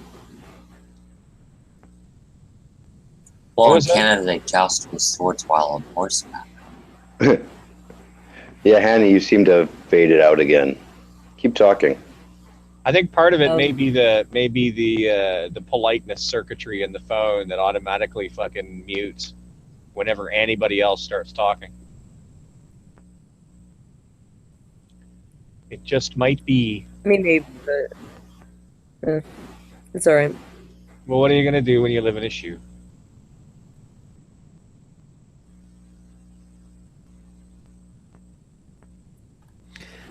So, Jack, where on the West Side Highway are you right now? West Side. I'm on 20th and 11th right now. Ooh, that's nice. You passed by Javits Center already, right? Yeah. That was where Comic-Con was. You went there, right? Somebody told me you went there. She sure did. I should have gone there because there must have been all kinds of slutty girls. And do you know who I got in to cosplay? see? Do you know who I got to see because she went to Comic-Con? I got to see Mick Foley. Who's that? He's one of the great wrestlers from the WWE Attitude Era. Well, supposedly East Indian guys are into professional wrestling, which I've never understood. That's right. How Here that in the Tandashuputika Gardens of North Rajput, today on this side we have the Punjabi Punisher. It probably would have been a good year for you to go. This was Stan Lee's last physical appearance. Oh wow, Stan Lee. Oh, Yeah, That's he's too bad. officially retiring. But like retiring. No more Comic Cons, no more. So he's. They're actually doing all of his cameos. He's in his 80s, right? Oh yeah, he's like in mid-80s, I think. at least. They're trying to film all of his cameos for every future Marvel movie right now, like including like Avengers 4 and crazy shit like that. Well, that's good. That's forward thinking. His last cameo, I think, was the best one so far, though. Was that in Deadpool? No, was he in Deadpool? I thought he was. I thought no, Yes, not he was. Deadpool. He was in Deadpool. Yes, Yes, he he was was in in Deadpool. Deadpool. I think he was, but I can't remember where. Suicide He was Squad. the strip club announcer. Ah, yes. Suicide Squad, no? No, not No, Suicide Squad. Suicide Squad is DC. No, the DC. last one that I saw then was Civil War. And he was the UPS guy or FedEx guy at the end. I don't want to ruin it for anybody, though. No, he's been in so many cameos. It's just like I remember the Spider-Man, the original Spider-Man with what's his name, Tobey Maguire, or something like that. He It's adorable that you think that's the original one. I know that's not the original, but I mean like before they started doing remake after But remake. isn't that the original movie technically? Yeah. Well, I mean, there was a Yes, it TV is. series. there was a and television cartoon. series. There was a television series that was before that. So Yeah, with Nicholas Hammond. But That's right. but that's the first movie adaptation, right? Was it the first movie? I thought there was one earlier than So that. the first live action movie. Yeah. Maybe there was an animated something. I don't Is that guy's name, Tobey Maguire? Yeah. Something. The It whitey is guy, Tobey yeah. Maguire, yeah. What happened to that guy? That's a I good thought he was pretty question. cool What did actually happen in to that Spider-Man. guy? He was pretty good, does a actually, lot no? more. Yeah, he does a lot more like sophisticated. I know this is gonna sound weird. He does a lot more sophisticated films. Like he's been in a couple of Shakespeare remake type movies, and he's been doing a lot of live plays. Like he was doing some plays on Broadway, Jack. Like a few months ago. He should have done Guess I don't remember that. the Spider-Man musical. You know, I always wanted to see it, and I kept putting it off. And then I found out they shut down before, right when I had money to go and watch. And I was like, "Fuck, man, Oh, would have been awesome." Yeah. sucks. Well, I heard people kept complaining about it too because it got really weird. Spider-Man musical? What the hell would be Yeah. the story? Green Goblin, something It's always, with the Green Goblin. I know that much. It's always the damn Green Goblin. He's cool. He's cool. So, did anybody see Civil War? Yeah, I saw it. Yes. It was cool. So wasn't that Stan Lee cameo probably the best one yet? I do not know. Maybe it's because it's the freshest in my mind. But do you remember what it was at the end? No, I I don't mean, I think think so. him being in the strip club, yeah, I Wait. remember, but I think him being in the strip club kind of topped that a bit. Where he's the FedEx guy or something and delivers something to Tony Stark? Yeah. Yes. Remember, Gus? No, I don't think so. Funniest part of the movie. Oh my God. I doubt it, but okay, if you say so. It was. I think a half naked woman being on top of Stanley is a little bit funnier. No, that was hot. As long as he's enjoying himself, everybody's happy. As long as he's happy, we're happy. And I did finish watching No, you didn't. Luke Cage. Lies. Terrible lies. I think I gotta watch Luke Cage again I though. didn't even start. That and Jessica Jones. I didn't even start Jessica Jones yet.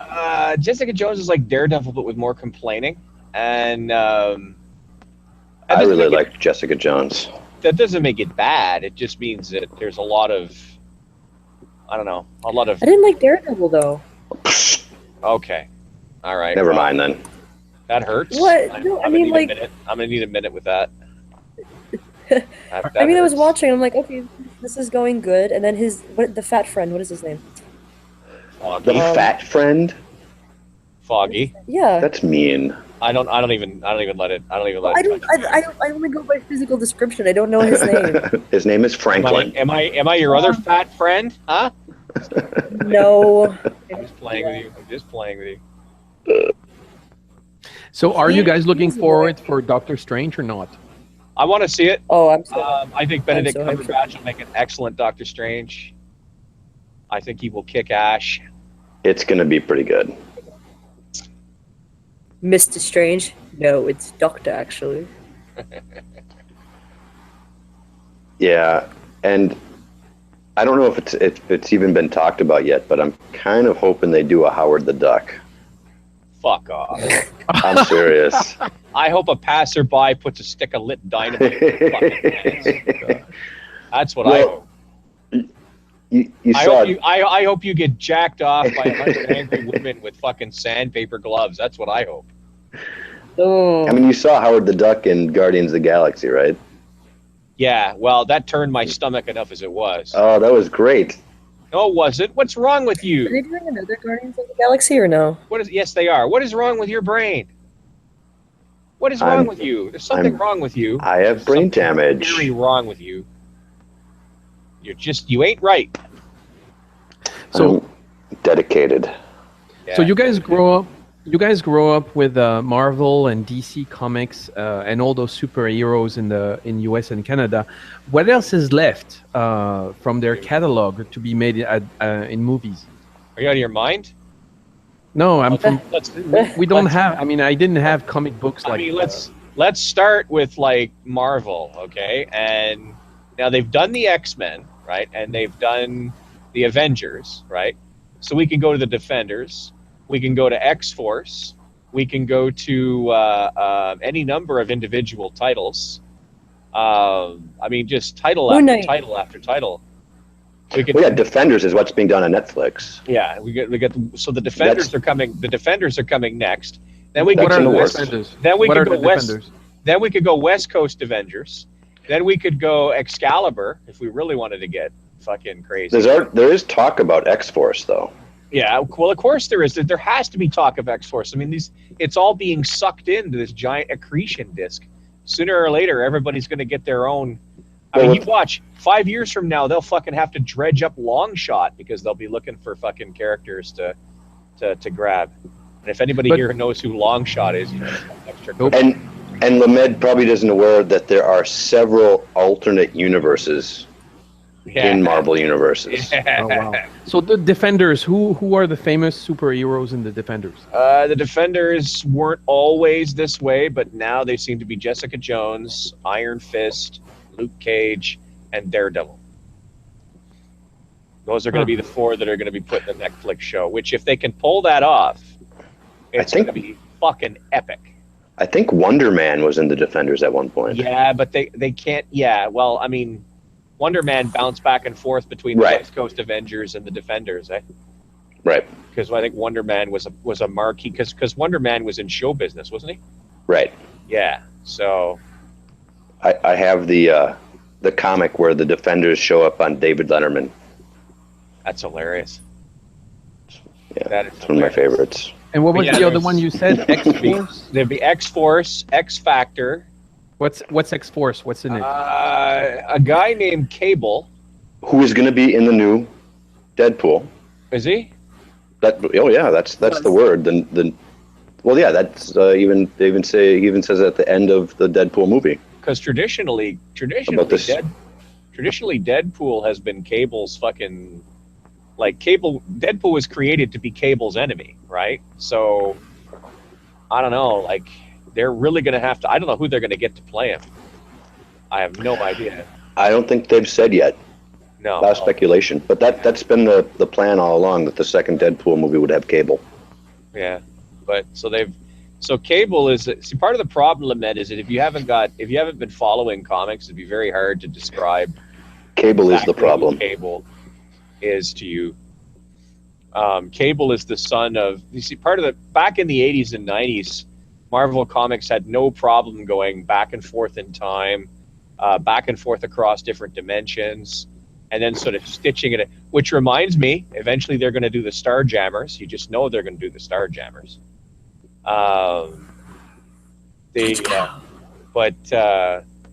So one of the things that happened was that two of the X-Men had a child. And in a sort of alternate timeline / futuristic timeline, this child grew up with a clone of one of them. One of them was a clone, though. This child grew up to be a commander in some sort of resistance against, what was it, the Mojo people? Was it the Mojo and his people? I don't. You don't know? I don't remember that. You know what I mean, though, when I say Mojo, right? The fucking power. No. Yeah, but I don't think that's what it was, though. Okay, but anyways, at some point, so Cable has to come back in time. I don't know why, and he ends up forming a superhero group made up of a bunch of people who Rob Liefeld had drawn. Now, Rob Liefeld was a controversial figure in comics because he had a bad habit of doing three things. All of his heroes had pouches, all of his heroes had tiny feet, and all of his heroes looked suspiciously like somebody else had drawn earlier. So, which got him into trouble. But not before he jumped off of Marvel and was part of starting Image Comics along with Todd McFarlane and all those. Like, a lot of this is just like, it's like explaining some of the more convoluted aspects of continental French history to somebody. You know, what the hell?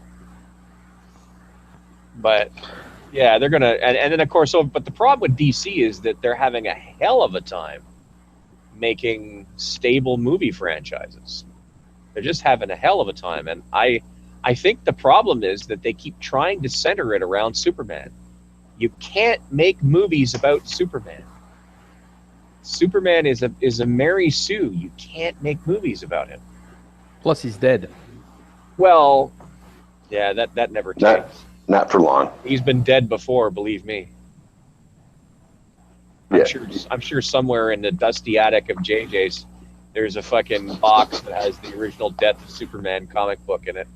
Nope. Oh, I'll bet you there is. I wish I wasn't a DC guy. I remember when it happened, though. I didn't buy it. I didn't buy it either, but I got roped into all the 5 or 6 titles that split off from the Death of Superman. Yeah, I was just not into DC. I mean, they were there in the rack. I'd look at them and I'd say, nah. The early 90s was an absolute fucking insanity time for comics. I mean, you were spoiled for choice, but you know, the companies were also really messing with you in a lot of ways. They were, you know, they would create story arcs that crossed 8 or 9 different comic titles. So you had to pick up, if you wanted to follow the whole comic arc, you often had to pick up titles you had no interest in, right? Like, I'm sorry, I don't identify with She-Hulk. I don't care about She-Hulk. Yep. No, I don't want There's She-Hulk. a female Hulk. Yes. Oh yeah, and she's see, and I a didn't, lawyer. And that's right. And I didn't buy them. In fact, she's the executor or lawyer for Professor Xavier's will. That doesn't surprise me. Because it was either that or Matt Murdock, right? Who's going to trust a blind dude with too many bruises? Yeah. So I never read them. I never bought them. I just read them in the rack. Blow Lamed's mind here. She-Hulk doesn't transform the same way regular Hulk does. She's a little larger than and much healthier looking than many women, but she's permanently green-skinned. Always green. She doesn't lose her her rationality or her sense of self-control, but she basically has a lot of the Hulk strength, like, well, maybe 50% of his strength and his whatever, but she stays put in that form, and she just basically, you know, practices law when she's not fighting crime or whatever. And how the hell did she get, you know, what was it, gamma rays? Gamma rays, baby, gamma rays. It's all about gamma rays. But how? She went to the dentist and then something bad happened? I don't know. She went to the dentist. She stuck her face in a fucking Chinese toaster oven and it dosed her with gamma rays. Well, and how that happened. There's also a gray Hulk and a red Hulk. Yeah, but the gray Hulk is just oh my god. The gray Hulk is just like an an alternate version of Hulk. Right. And the red Hulk is also, I think, they're not separate Hulks. Right. So, but She-Hulk is unique. The only person that's like She-Hulk actually is a guy named Doc Samson, who I don't think we've seen for years. Hey, do you remember Doc Samson, JJ? Yeah. I don't think we've seen Doc Samson for years. Doc Samson was a guy who, I think he got some of the Hulk's power by dosing himself in very small quantities of gamma rays. And so he's sort of like, he's maybe, I don't know, 25% as strong as the Hulk. But he follows the Hulk around, and depending on which comic book issue you pick up, either dedicate himself to watching the Hulk or to trying to psychoanalyze him, because Doc Samson is actually a psychiatrist / psychologist. But I don't think we've seen Doc Samson in years. I don't think we've seen him in a dog's age. Yeah, I wonder when the last time he was published. What about Judge Dredd? Is it part of DC? Completely different universe. Completely different universe. Although there's a really hilarious crossover between him and Batman. Oh my god. Oh my god. I think I did see that. Oh my god, it is fucking hilarious. Two square-jawed, chisel-jawed, fucking stubborn motherfuckers. Right? One of them is like badasses. Absolutely lawful neutral, right? Like one is totally lawful neutral. The law is the law is the law. And along comes Bruce Wayne, who's every bit as fucking stubborn. And the idea of the comic is that the Scarecrow finds his way into Mega City 1. And of course, the judges aren't equipped to deal with that shit because, you know, it's the Scarecrow, right? So Batman, you know, blithely follows the Scarecrow's portal into Mega City 1. Immediately gets clipped by Judge Dredd. immediately gets dropped like third period French. And there's a couple of scenes in interrogation that are just fucking priceless. If it wasn't for Judge Dredd's sidekick Johansson, is it Johansson? Whatever her name is, the psionic judge.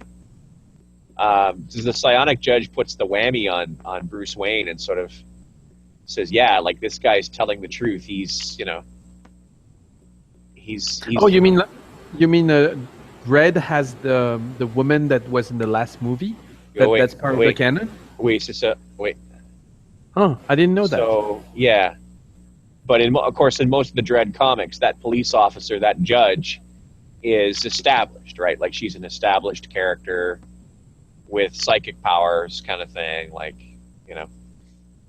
I love that movie, by the way. JJ, did you see the Dredd movie with Carl? Yeah, and I've been wanting to watch it again because it was really good. My favorite scene is when Mama fucking hauls up the 3 fucking 50 caliber Gatling guns, and it's just like, it's just like, oh my god, when you absolutely have to kill every last motherfucker on the block. Except no substitutes. Holy shit! And it pulled no punches, There was none of this, the nice people get to hide underneath furniture. It's like, nope. Fucking. Yeah, it was a really well done movie. It was really. Do you think it could work as a franchise, as a TV series? No. Well, I had hoped they'd do another one at least. On HBO, maybe. But the problem is that sooner or later there's going to be an inexorable pressure to get him to take his helmet off. And the one thing I loved right out of the gate about this Judge Dredd movie is that unlike the one with Stallone, which there were some things that were good about it, right? Like there were some things. But recycle food. That's right. It's good for the environment and okay for you. But or the ABC droid, which I thought was just fucking hilarious, war. But unlike that one where like fucking Stallone took his helmet off the first chance he got and kept it off for the whole movie, I'm like, most of the movie, yeah. This is not Judge fucking Dredd. Put your fucking helmet back on, or I'm gonna. Oh. But yeah, the remake was way better. The remake, he didn't take his helmet off once, not one time. Fuck, if they did nothing else right in that movie, at least they got that right. Right. That's what you have to do. Judge Dredd never ever takes his helmet off. He's never done it in the comics. Never. We have no idea. As far as we know, Judge Dredd's got nothing from the fucking lower nose up. He could be some sort of a wraith in that fucking suit. I don't know. He's got lemons for eyes. It's a fact. But yeah, that was a hell of. But that scene with the 3 rotary guns, I was just like, oh boy. and the problem, of course, then is probably that Carl Urban became a bigger star, and yeah, well, of course, would have needed more for what they wanted. Yeah, well, and at some point somebody will get around to offering it to him, because why not? Right? What, to do a second? Sure, why not? The first one did well. Did it? Yeah. I know it was really good. I didn't know how well it did in the box office or anything, but yeah, it did well. He plays. Doesn't he play McCoy in Star Trek? The remake. Yeah. It's him. Yeah, he lost weight. Did he? Because I remember, I think the first time I saw him was in Doom. Yeah, it's true. Oh, I never saw that. Of course, he was in the Lord of the Rings movies. Yeah. In fact, he's in a lot of things I've never seen. What was he doing in Lord of the Rings? Eowyn? No. Eomer? Eomer. Eomer? Yeah. Don't remember. Eowyn's cousin. Right. One of the horsemen. He was the leader of the horsemen. Yeah, the from the Westermark, the From Rohan. That's right, the Rohirrim. The Rohirrim. Job was to say, "Ride forth, Yorlingus," and Yorlingus the shit right out of them.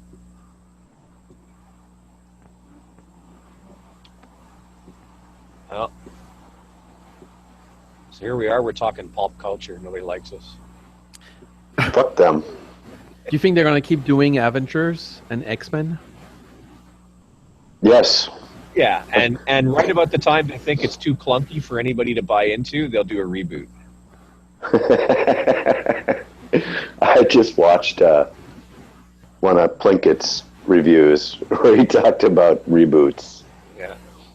Or is it a reboot or a reimagining? Huh. Or is it a reimagining of a reboot? I just don't see anyone else playing Iron Man than what's his name? Well, yeah, Downey, Robert Downey. Yeah. They'll probably just kill him off or have him retire. They won't recast him. There's plenty other directions they can go with that.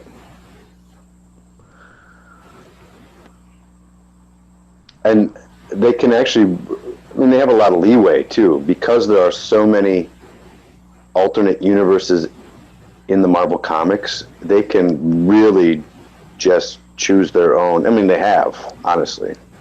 They've created their own alternate Marvel universe in the movies.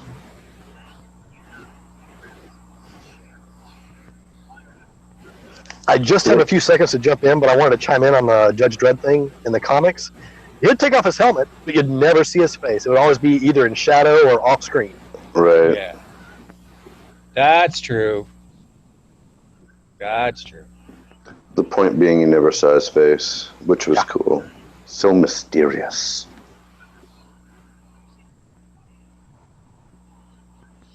Yeah, that's part of what I loved about the new one was you never saw his face. That was honestly a very pleasant surprise. Dredd.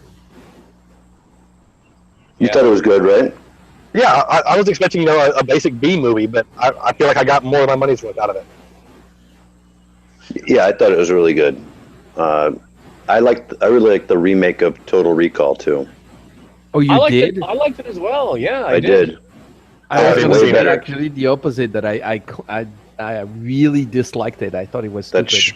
That Schwarzenegger movie sucked ass. It took a bit of getting used to because the original they edited out Mars, right? Like there was, because they edited out Mars, and so Mars has got nothing to do with it anymore, right? That took a bit of getting used to, but apart from that, I enjoyed it.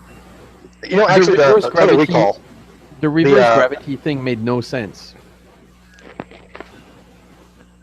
Well, come on, it's sci-fi.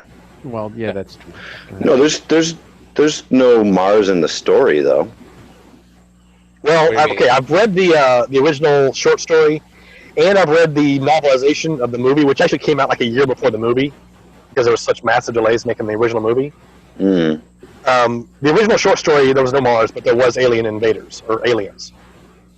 There was we can remember it for you wholesale was the original short story. Right.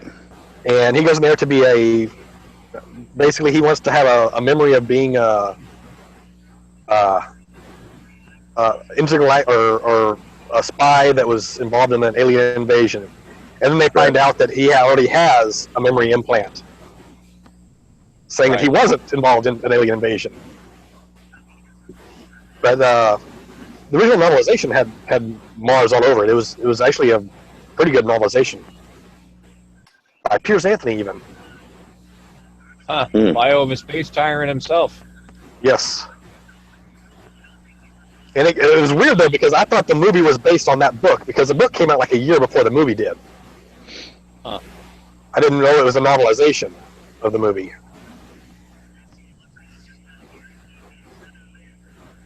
Well, that's fair. But there was just apparently such massive delays in getting the movie out. Which one? The Schwarzenegger movie or the the Schwarzenegger? One? Yeah, because they put Paul Verhoeven on it. He's a fucking flake, him. I like the first one because people come out of the movie with different ideas of what actually happened. They don't know if it was a dream, or they don't know if it was a recall vacation, or if it was a fake one, or if it's, you can discuss that. When you rewatch it on DVD and you pause, you do see when he's at recall that it's the woman in his dream that is on the screen. So you do know that it's actually an implant. But that's kind of why I preferred the old one. The new one, I didn't get the going through the core of the Earth, and didn't make sense to me. But visually, it was interesting.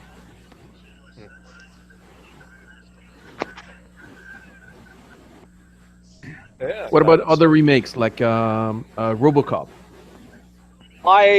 There were things I liked about RoboCop, the remake of RoboCop. I like the update of technology. I don't know whose bright idea it was to have a gunfight choreographed to Hocus Pocus by Focus. Yeah, I liked a lot of it.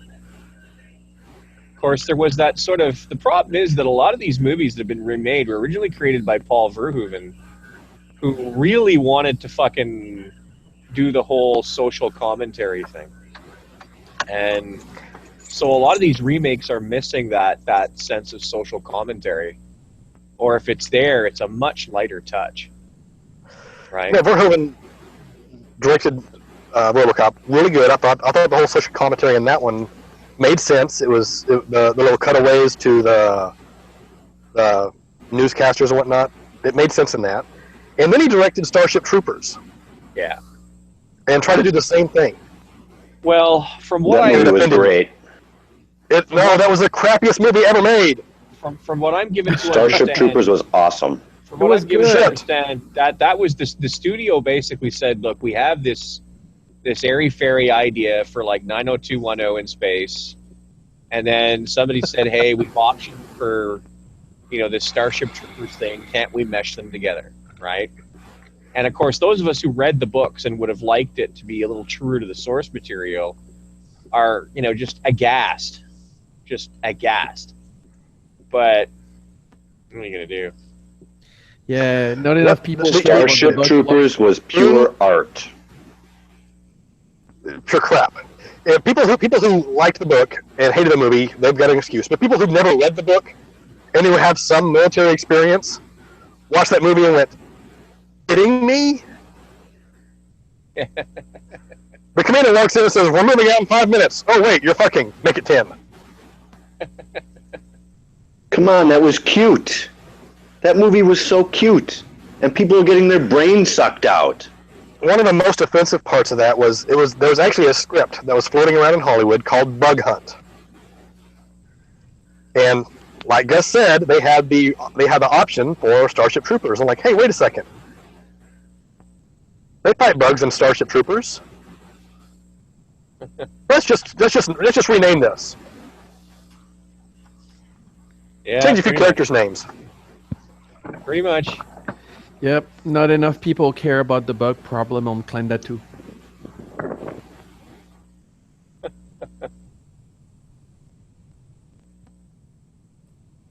Now, you said you like gunfight scenes. Did you watch John Wick? Yeah, actually, I enjoyed John Wick just for what it was. Like, I sort of went, well, it's a Keanu Reeves joint, right?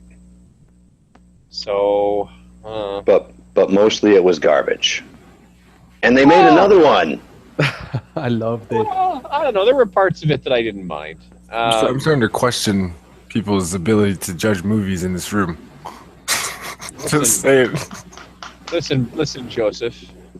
You're just doing that because you're frustrated and black. That's why. Yes, I'm angry. Frustrated with black. I think that's just the drugs talking. He's black-strated. I'm black-strated. I like that one. That's good. Joseph, that's just the drugs talking. It's always just the drugs. So okay, so what remakes did you disagree with there, Joseph? Where do you want to start? Well, you start wherever you want to, Thug. Where do you want to start, man? Thug life, bitches. I walked in and you guys were talking about RoboCop. You didn't like the RoboCop remake? Total Recall hated the remake. Oh wow. I didn't like the original RoboCop, and I never saw the second one. Yeah, don't bother, because it's just gonna disappoint you further of whatever you didn't like about RoboCop. It's typical 90s movie, the RoboCop 2 and 3. But with Total Recall, it was just weird. Like, it didn't feel like I was watching Total Recall. I felt like I was watching some movie where this guy like lost his memory or something. You know, it didn't feel like the movie I originally watched. Did it hit too close to home or what? No, and the 3 titty thing, they just like shoved that in there, kind of like. It was beautiful homage, we say. And then the mask thing, just the movie just pissed me off. I was just like, what's going on? Like, why is this happening? Why is this all happening right now? Wait, the mask thing? What mask? Yeah, remember in the original where he wears like it's like a hologram mask or whatever, right? Yeah, 2 weeks. Yeah, 2 weeks. I was like, yo, bro, what the hell? So weird. Yo, motherfucker, what I'm saying, know what I'm saying? Know what I'm saying, bro. Know what I'm saying? I'm not really in a critic mode right now, but I just thought the remakes, in all seriousness, like a lot of them are just terrible. Like, I don't know why. Like, they remade, what is it? Cabin Fever. The original's from like '99. Right? Oh yeah, is that the one where everybody gets like they get like this terrible flesh-eating disease? Yeah, or whatever? the Eli Roth movie.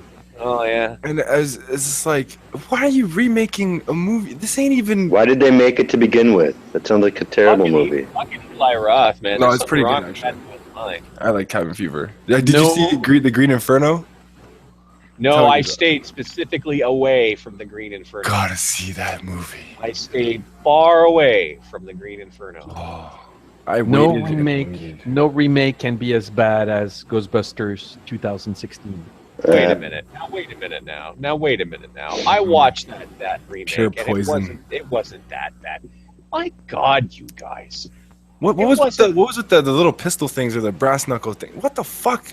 And then they fully contradicted themselves, where they said they don't kill ghosts, but by spoiler alert, but by the let's say the peak of the movie, they're just straight like blowing them up. They're just like I'm sorry, but I laughed. So what are you saying? Ghost lives matter? Is that what you're saying? But dude, you gotta admit that's fucking stupid. Like, Dead lives matter. But I don't know. I mean, I don't expect movies to be completely internally consistent, right? Especially not when they're. I mean, we got a movie coming out now where Matt Damon has traveled from Renaissance Europe to go to the Great Wall of China, where he finds out the Great Wall of China was actually created to keep demons or dragons or whatever at bay. Yep. And he becomes part of the crack fighting force. What are you talking about? It's a movie, JJ. There's a movie. What movie? am I talking? JJ. Yeah, it's called The Great Wall. It's called The Great Wall. You know what helps, JJ, is when I start talking, you listen to every word I say. I did, but you could have started by saying what the movie was. I didn't know what the name of the fucking movie was, and it wasn't important any old way. All you had to do was to me. listen. Okay, go ahead. Everything I would have. Sorry. Go. Kevin, don't laugh. It's not funny. Guy. So it's like, I swear to God, it's like, what's going on? I know my role, Gus. Better fucking know your fucking role. Start over now. All right. So yeah. Anyway, so it's so Matt Damon he's making, and Matt Damon of all people, right?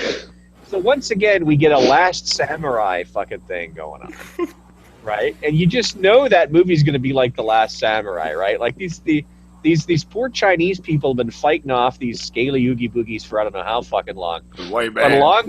along comes fucking Jason Bourne in plate mail, who's gonna be swinging his dick, Plate right? mail. That's great. Swinging his dick, right?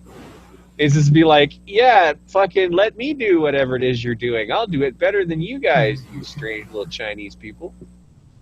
But you just know it's gonna be a fucking, you know, it's just gonna be a. But little things like that. I know Sounds terrible already. I know I'm nitpicking, but like if you say in one breath in the movie that we don't kill the ghosts, we trap them, and then you have the next half of the movie, when they're shooting, they're just straight up blowing them up into nothing. That's killing them essentially.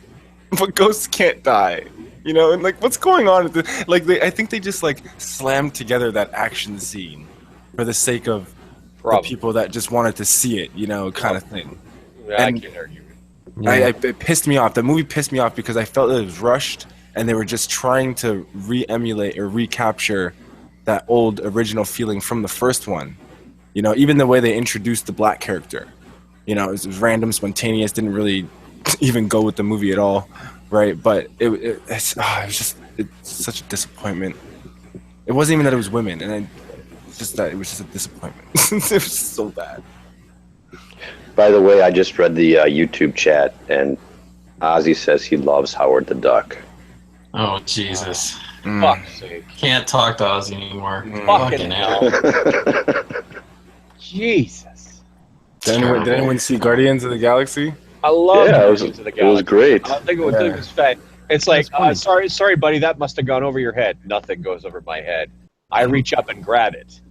Yeah. I was just like, was the best. Get the fuck out of here. That guy was the best. All that shit. The way he takes everything literal. There's no, figurative, kind of thing to them. It's fucking hilarious. It made it great. Did you see the trailer for the new Pirates? Yeah, actually, I did. They got what the fuck is his name? I never get his name right, but he was in like No Country for Old Men. No Country for Old Men, yeah. What, with Johnny Depp? No, well, I don't know if they've even got him for this movie. I haven't seen him, so. Well, the skull of the poster looks like him, but there's a trident on his forehead. So I wonder if that means that they're gonna. I have a theory. CGI him as a skeleton? No. I think that they're going to involve Poseidon in it because there's a trident on the poster on his forehead, and I don't see what. I haven't seen the last 4 of those movies, I think. But. Jeez, really? JJ. My goodness. They sucked. They're good entertainment. What else? I don't know how to respond to that. I saw the ad for the Power Rangers movie today. Oh god. I haven't watched that yet. Now here's the thing. Here's why I will watch the Power Rangers movie, even though I never watched the Power Rangers show as a kid. When during the 80s and the early 90s, I mean, and I was like, by the late 80s, I was long past the Power Rangers age, and by the early 90s, I was like working for a living and stuff. But every time you turned on a fucking TV in the morning, right? There were the fucking Power Rangers, Dinosaurs, Power Rangers, Space Force, Power Rangers, Rescue Rangers, Power Rangers, Sex Gods, Power Rangers, fucking Power Rangers Ninjas. Power Rangers Fruits and Vegetables, Power Rangers fucking whatever. They evolved into like it was like series after series after the Turbo one was my least favorite. The one with the cars, I hated that one. Power Rangers Turbo. Because they had that little kid. He was clearly like 4 foot nothing. Yeah, we don't know what you're talking about. When he morphed into whatever, he turned into like this 6 foot ninja fighting person. But he was like a 10-year-old kid. Like it didn't make sense. No clue. But people that saw it know what I'm talking about. Trust me. Nobody's heard of that. It was infuriating. Yeah. It was the Power Rangers Turbo one, the one with the cars. But so the thing is, I never actually watched any of those because they were obviously for kids, right? They were obviously for little kids, and I never watched any of them. But I figure, what the hell? Now that they're making a movie that conceivably is for. I mean, let's face it, they're going to make that movie, and it'll be partially for kids, but it's also going to be partially for all the people who used to be kids. And so I figure, what the hell? And it looks like the production values are going to be pretty decent. So what the fuck? I'll, might as well have a look. Like, I'm not going to be like, ooh, Power Rangers, yay, fucking, I like the Blue Ranger, But I'm in, because I managed to dodge it for 20 years. I might as well, take a look at it. Let's see who's in this one. Total nobodies, except I think for Elizabeth. I think Bryan Cranston's in it. Yeah, I think Elizabeth Banks is going to be. Elizabeth Banks, Naomi Scott. Yeah, that's pretty much it. Yeah, and I think Bryan Cranston is going to be that guy whose face is in the tube. So Zordon, yeah. I'm looking at it right now. Yep. Seriously, I haven't even watched the trailer yet. And Elizabeth Banks, of course, is playing the villain. Right. There's sort of an alternate version of sort of the fall of the Power Rangers that's floating around YouTube that's got James Vanderbeek and Katie Sackhoff from Battlestar Galactica. James Vanderbeek. Yeah. That fucking guy. Wait, what? What is it? A knockoff? It's I don't know. It's kind of like almost like a fan film, but it's a sort of a what if. What if the Machine Empire had like won? And it's really strange to describe, but it took a moment for me to register who James Vanderbeek was. So yeah, the guy from Dawson's Creek, right? But that's right up there with the short movies that were done for Mortal Kombat characters a couple of years back. There is these reimagining of some Mortal Kombat characters. They had Scorpion, Katara, Raiden was my favorite. The guy who played Raiden accidentally fucking when he fell to Earth, he fell into a loony bin, and so they grabbed him and they started dosing him full of fucking ketamine. Right? That sounds interesting. It's there's Raiden and they started dosing him full of ketamine, and he essentially begs one of the girls that's there. She's a cutter. And he sort of begs her. He says, please, you got to help me kill myself, because if you kill this mortal body, I can reform somewhere else. But because they keep giving him lobotomies. Oh shit! Every time he acts up. Well, the thing is, what's hilarious is sooner or later, when he acts up, he gets violent, and then eventually somebody whips out a taser, right? So that's kind of like fucking feeding a Doberman a piece of raw meat, right? It's like giving fucking spinach to Popeye. Right. So it's pretty funny. Huh, I might have to look.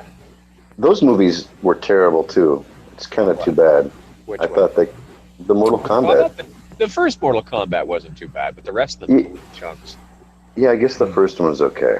Rewatch the first one and say that with a straight face. Yeah, I dare not actually rewatch it. Come on. Yeah, that's probably the only good thing about the movie. I sort of rewatched one recently, and I don't know which one it was. It's probably the really, really terrible one.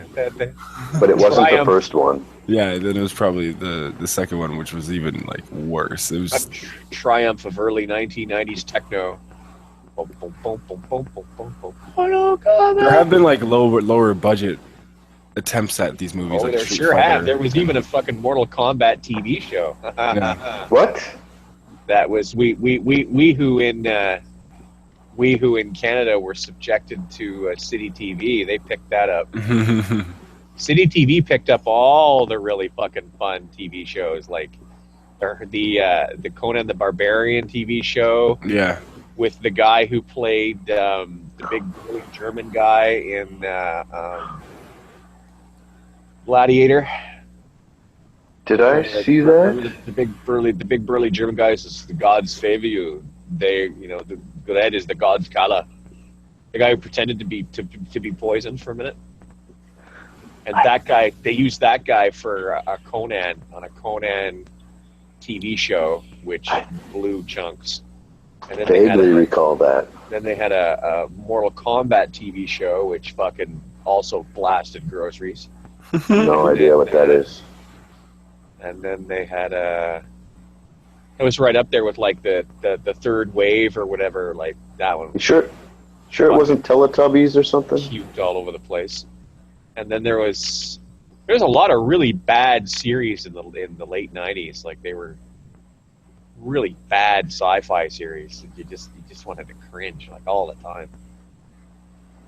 Like the early 90s was like just a renaissance of new sci-fi. Most of the series never really made it. Like Earth 2, which I thought that was pretty good, actually. It wasn't bad, but I thought it had potential. Hey, ratings speak for themselves, man. Yeah, it's true. Well, I mean, to be fair, though, what was it up against? It was up against Deep Space Nine and Babylon 5. I mean, it was fun, you know? You gotta, you see, that's the thing. That's how competition works, right? I'll say. You gotta outdo the person. And that's the thing. And I think you can learn from those people, right? Like, if you're a sci-fi writer or whatever you're doing in those fields, it's look at, what am I doing wrong? Why am I getting canceled?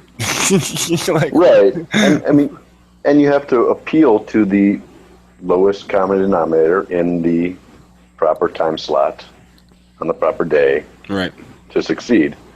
In fact, JD posted something yesterday or whatever, wondering if TV had gotten more sophisticated. He gave an example from what he called Jennifer Jones. I had to correct him on that, but I think it's true, though. I think that a lot of TV has gotten more sophisticated because there is enough of a market for it if they find the right spot. But you still got some really crappy part TV of out there. I think part of it is that there's more TV, right? Right. And with more people to watch it. Yeah, and with more TV, you've got to diversify, right? Like, right. I remember when they first put 500 channels up there, and there was next to, like, at the end of the 90s, there was next to fuck all on. Oh, sure, there were 900 fucking channels, but there was nothing on. Right. That was the worst. I hated channel surfing. Sitting there just trying to find something to watch. So many channels. Not a damn thing. Not a damn thing. It's just tragic. Yeah, now there's hundreds of channels. Not a damn thing. Most of it's all reality TV, like some bullshit about some rich person's wife and her stupid life and her not much that appeals to me. I think Maury Povich still has a show. Of course he does. That man will go until he's dead. Same What's up with that? Because people still love Maury Povich. People still love, you are not the father. The lie detector showed that was a lie. Right. People love that shit. And I don't know why. I would think maybe people take pride secretly in knowing that, wow, I'm glad my life isn't that terrible. Is that show for real, though? Is it really reality? These people are just like, I don't want to like be sounding mean, but they're like bottom of the barrel of society. They're trailer park people. They're people that want a free ride. You get hooked up with a free plane ride, a hotel, free food. You get made over. You get to keep the wardrobe they give you. Why would you not go on TV with your drama? Especially if you're from the hood or something, and you just want like. Don't people have better things to do? Come on, man. Is that seriously? Yo, Kevin, remember what I said before about... Yeah, I was just going to say something, but I'm holding my tongue. Like, holy shit. They scour the finest trailer parks in all the land to get the fucking... Are you for real? Like, people have better things to do. They obviously don't. I mean, I'm cynical, but I don't want to be that cynical. That's not cynical. You get somebody out of a fucking double wide in fucking Snotsapanka, fucking Pennsylvania, okay, up in the foothills. The most exciting thing that they have happened to them is their welfare check shows up. Like here's an example, right? At the end of these shows, they're like, if your brother slept with your fiance, or they try to find the most absurd scenarios, and typically these scenarios will come from like the lower parts of society, like the more degenerate sort of people. That's the common denominator on these shows. These aren't bright-minded individuals. You don't see like a business guy on there, right? Going through any of this shit. It's all like people that would Hey, like yes, I ran my successive business from a double wide. right. Because I love what they're wearing when they come on these shows too. Like a lot of these people, they're just fucking. I saw this one guy, his pants like halfway under his ass, with this long fucking ugly dress shirt on. Like I guess it was like a button up, but it was like down. So I past said his- to my girl Latondra, I said, Latondra, I sure know he wasn't sleeping around. that guy's a winner for sure. Good old Latondra. Well, pretty much. That's what it is. Jerry Springer, same thing. It's all trailer park people. Jerry. You're all depressing me. It's true. You know what? You know why we used to? I used to live in a great big fucking rooming house in the end of the '90s, and every fucking day we made sure we were watching Jerry together, because at least we could say no matter how fucked our lives were, we weren't as bad as these fucking troglodytes. Exactly. And, That's relative deprivation. That's why. Well, that's why Maury's still on the air, right? Maury's still on the show And the because thing, of that. and the thing that got me is that you could watch a little bit of wrestling every day on Jerry Springer, because that was the time where Jerry, the fucking guests would come out and they'd fight. That's what they do. They fight, right? It doesn't matter who they were. It's like, I just found my grandma after fucking 40 years. They come out and they fight. Grandma would whip the evil walker at him, Once a week, there'd be some dwarf love triangle on. Right. That's right. I caught my husband fucking my fucking chihuahua. Yeah, that was in the later, more outrageous days. In the earlier days, it was like skinheads and Yeah. racists, Nazis versus black. You get fucking Jerry Springer, a Jewish fucking former mayor of, where is he, Chicago? It's like, why do you want to be mean to these black people over I think here? it was like Cleveland, wasn't it? Yeah, it's Cleveland or something. Somewhere in Ohio. I don't understand why you want to be mean to these black people. I don't understand. It's like, you fucking understand, Jerry. You ain't that goddamn stupid. How many goddamn times you have to bleep the N-word out before everybody understands, Like, duh. I know you guys must remember that Geraldo fight. Of course. I was watching that Okay. episode. Okay, I was at home from school. We had a fucking PD day that day, and I was flipping around the fucking channels, and I was watching that episode, and I was fucking real time, man, when he got fucking smashed in the puss with the chair. Real, as soon as the fucking big black dude wandered over to the white dude, and the white dude did that thing where he tried to crawl into the chair, I was just like, yeah, it's gonna kick off, and sure enough.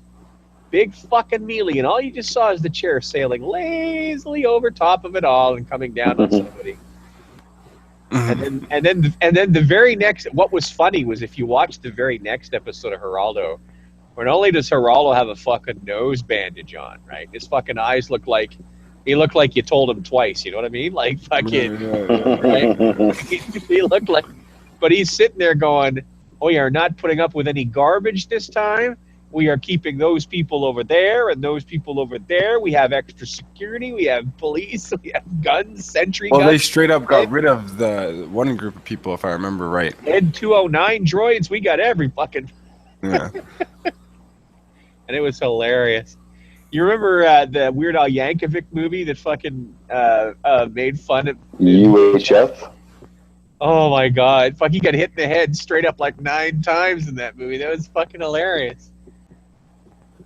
Yeah, I saw that episode on TV. That was fucking hilarious. Wasn't Jerry Springer a spin-off of what was his name, Morton Downey Jr.? I think a lot of those shows took their cue from Morton.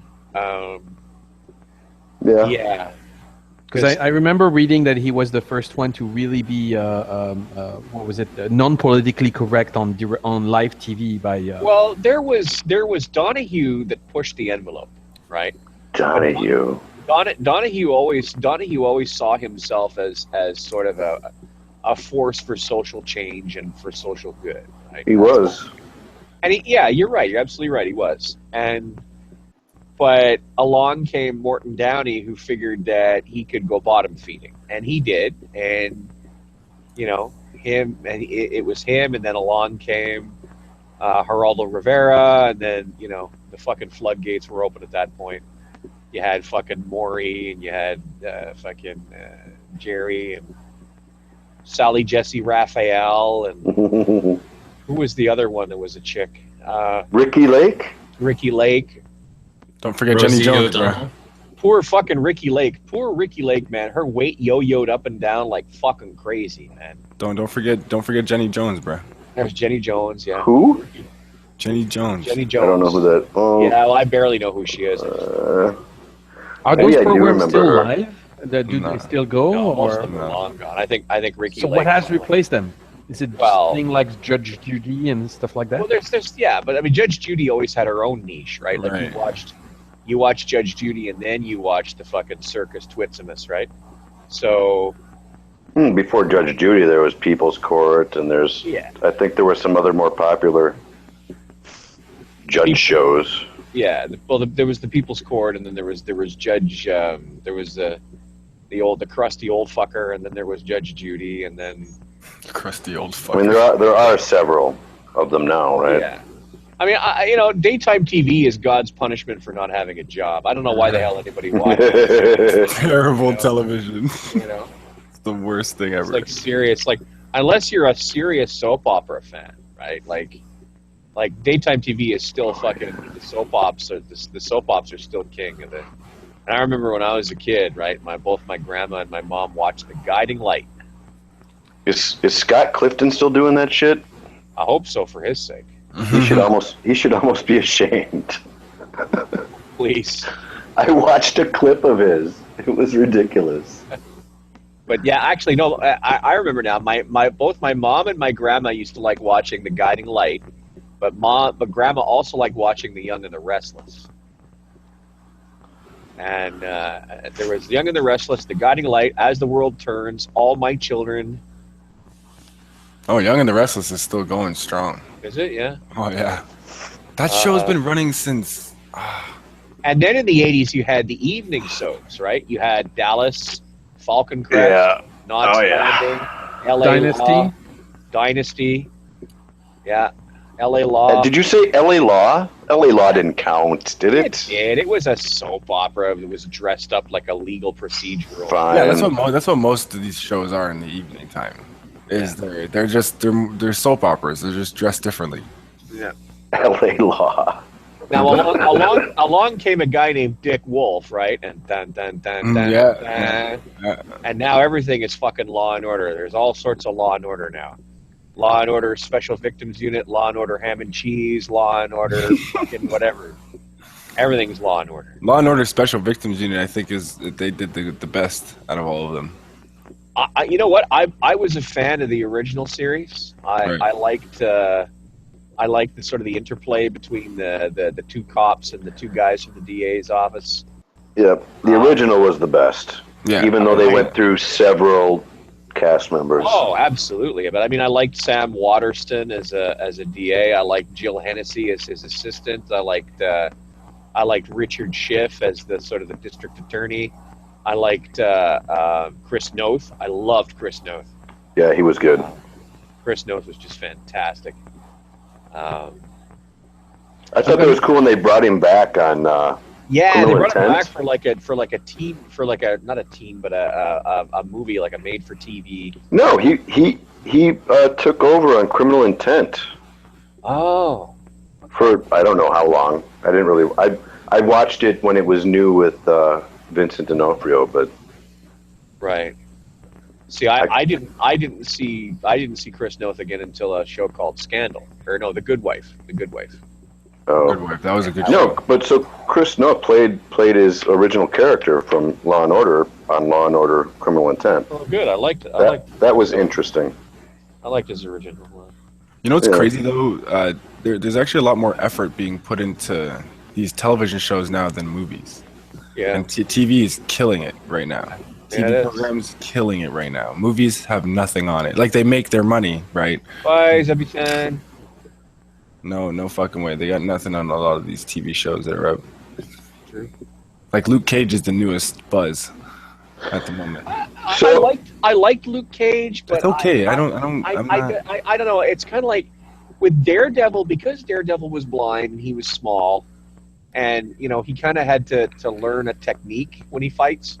And so when you watch a Daredevil fight, like one of the first big Daredevil fights in the first season, is when he goes into the Bratville organization headquarters or whatever to get the kid. Right, he goes to get the kid, and half the fight is done when he's like in rooms and stuff. And you see people come flying out of doorways. One guy goes flying through a door, and then the next guy who fucking peeks into the doorway gets a fucking dresser in the head, which I thought was just hilarious. You know, but there's art, there's a choreography to it. With Luke Cage, if you watch him fight, it's pick this guy up, throw him here. Pick this guy up, throw him there. Make punch. Pick this guy up. Well, that's how he was. That's how he was, though. Well, yeah, and he's putting people out just by slapping them on the head. Yeah. And that's true to the comic. Don't get me wrong. I'm not saying that. I'm just saying that it ceases to be a draw to the character, right? So now what you're left with is like a Shaft-esque character who's caught in a political power struggle in Harlem. Right. People loved it, though, man. I guess I'm not one of them, but it seems to be one of the top shows right now is Luke Cage. Yeah, well, but we'll see, because the second season always tells the tale, right? Because the first season gets views. Like, it's not that Luke Cage is bad. It's not that it's bad. It's just I hold it up to Jessica Jones and I hold it up to Daredevil. I mean, Jessica Jones is I often say that Jessica Jones is a lot like Daredevil, but with more complaining. And you know, that's. I didn't like Jessica Jones. You didn't like Jessica Jones? No? Nah, man. I liked it a lot. I thought it was boring. I thought it was dry. I think part of the problem is that the actress they get to play Jessica Jones, she tends to come off really whiny, and that's, I don't know. It's like the Twilight chick. You could put her in any movie, it's gonna suck because she can't act. I don't know. I saw her in Camp X-Ray and she wasn't too bad. Who wasn't that? Was she still making that face where she can't close her mouth all the way, and she does it in every movie for every expression? I'm like, are you serious, you stupid bitch? You can't act? Yeah. Damn. They pay you all this money for fucking the Twilight sequels and all this shit, and then you give us the same face? You give us Blue Steel? Right. I think I've only seen the whole movie with her in it, was the Snow White movie. Yeah, she made the same face in that movie too. It's the only movie I've seen with her in it, in its entirety. Snow White and the Huntsman? And the Huntsman, yeah. Yeah, that was not a very good movie either. That was terrible. That was just horrible. That movie was horrible. It was pretty bad. Yeah, but it was fun watching Charlize Theron chew up the scenery. She tried. She tried so hard. I like her. But I didn't. I love her. I hated her in that movie. I was like, why did you take this role? It's just such a bad role for you. And she tried to do well with it, and it just didn't work. Meanwhile, over on Fury Road, yeah, I loved Mad Max Fury Road. That was good. In that, man, damn. But you see what I'm saying, though? Like it's fucking 12-cylinder diesel, fucking high octane. It's not always the chrome-plated, fucking steel-belted 2.5 hours of man. Sometimes movies just suck, and that Snow White was one of them. I mean, you're a fucking post-apocalyptic fucking warlord potentate when you go out chasing your fucking bitches in a fuel truck, and you've got a fucking truck that's basically there to transport your personal band, right? Like 8 guys in the back of the truck pounding drums and an albino fucking guitar player strung up on a jolly jumper in front of 8 feet of speakers, right? And oh yeah, by the way, his fucking guitar doubles as a flamethrower. How you like them apples? You like apples? How you like them apples? Apples are great. You know, I just like you watch this and it's ridiculously over the top. It's glorious. It was one of the better action movies though that have come out in a long time. And the action is just it's just fucking nut punching. It really is. Definitely one of the better ones in a like these guys get done to death, and you're like, you know, in a way that you're like, oh my god, you know. Because the original was with Mel Gibson. Mel Gibson? Yeah, Mel Gibson. Yeah. I like Tom Hardy though. Tom Hardy, yeah. But the thing is, the thing that they did with the Road Warrior, they didn't get it right with Thunderdome, and they didn't get it right with the one that came after. But the thing that they did with the Road Warrior, and they did it with Fury Road, was Mad Max was actually a secondary character in his own movie. When you think about it.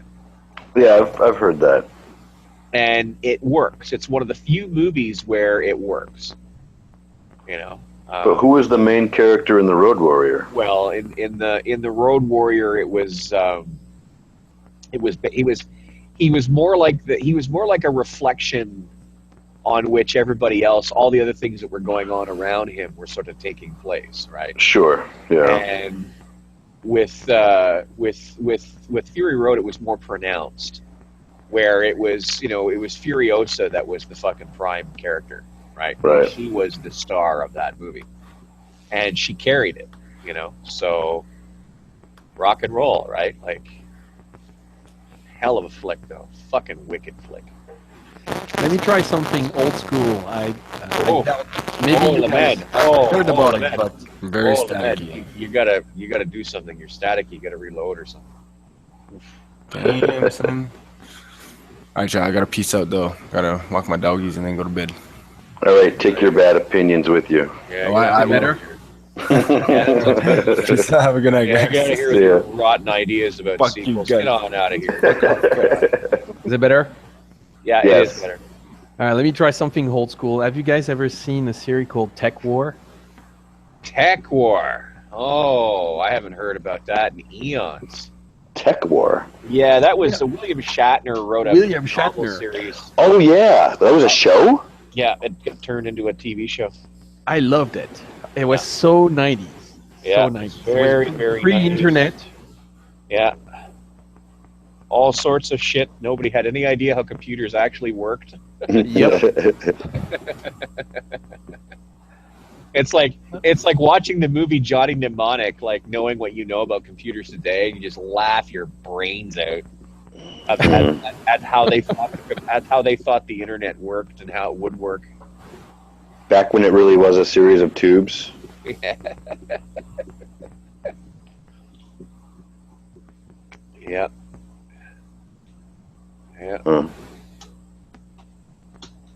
I don't know what the hell's going on. Where is everybody these days?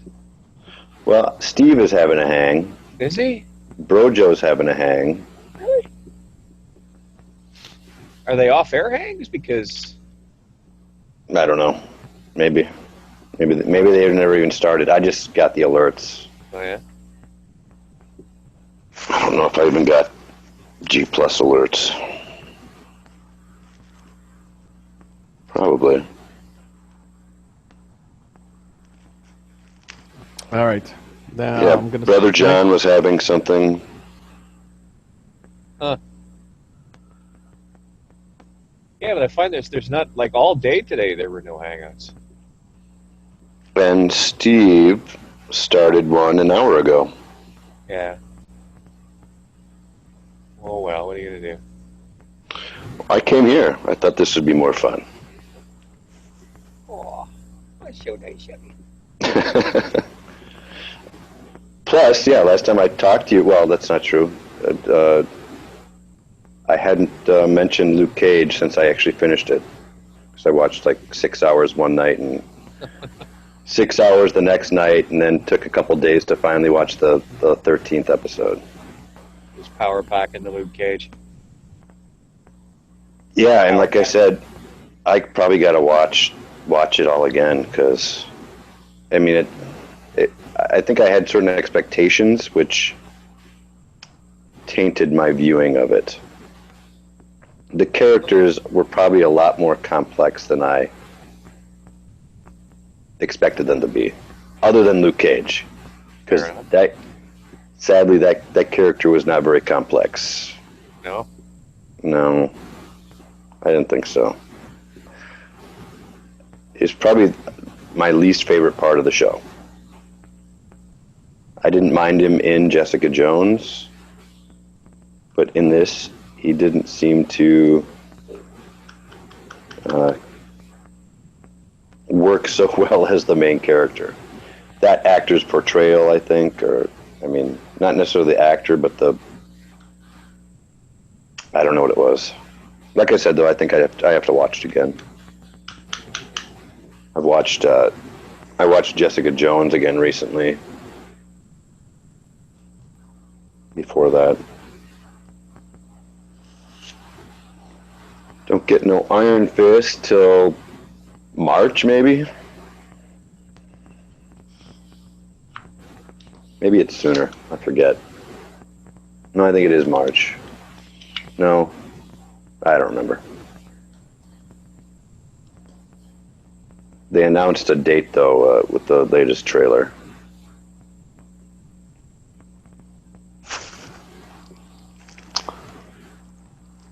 What the?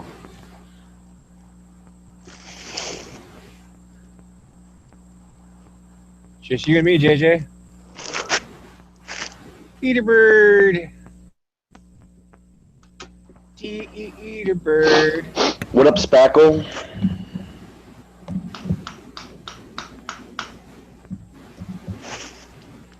Okay. Oh my gosh.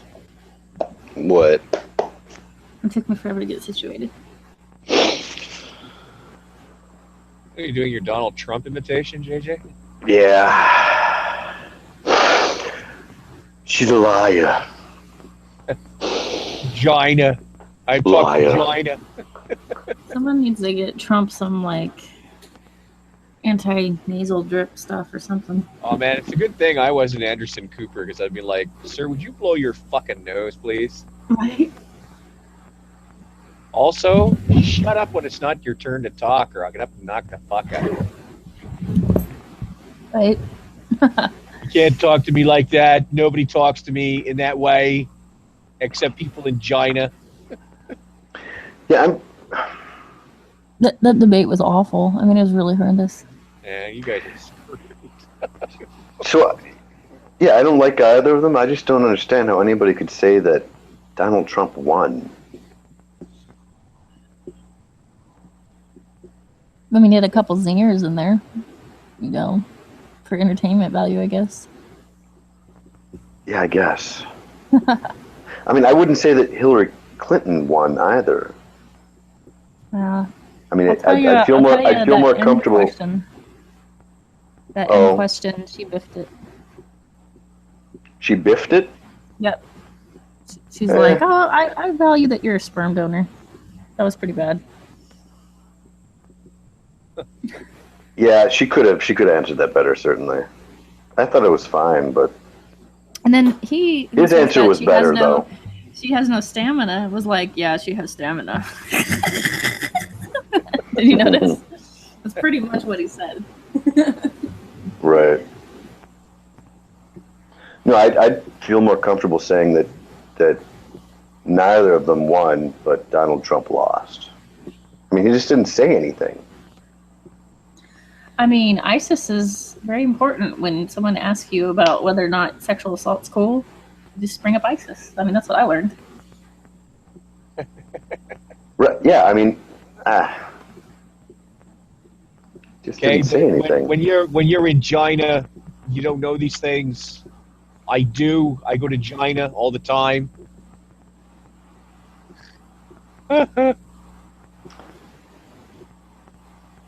Yeah, I'm the best this and I'm the best that drives me insane too. Yeah. Yeah, and he repeats himself a lot, as lots of people do, I guess. But there was one point that stuck out more, and now I can't remember what it was. But it was something like saying something was tremendous twice in the same sentence. That's right. Tremendous, it's excellent, spectacular. It's so fine. tremendous. Yeah, I just. What are you saying? It's fine in China. It's fine. It just doesn't say shit. It actually bothers me about the country. That out of everybody, this is who we picked. I'm sorry, but this is horrible. Yeah, I hear you.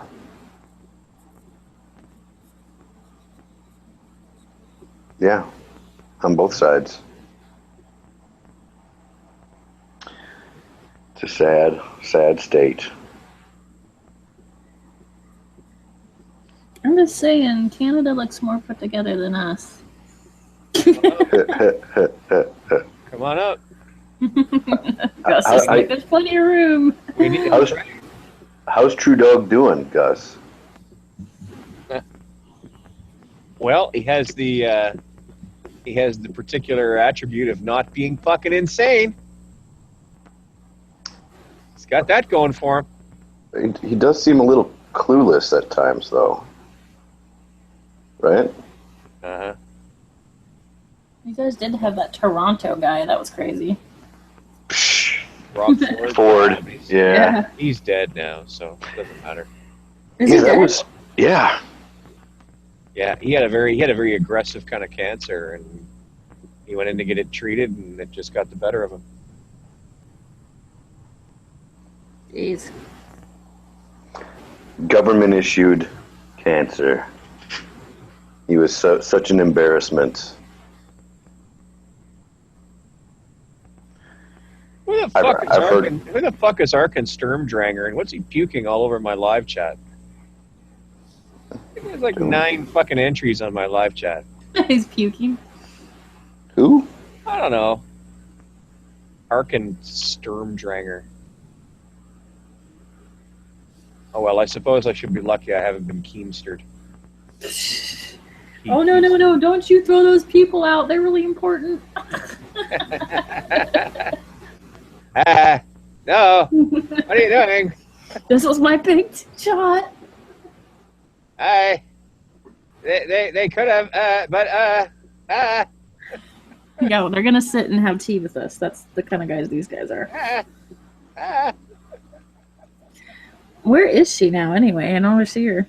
I haven't seen her in weeks. Hope she's okay.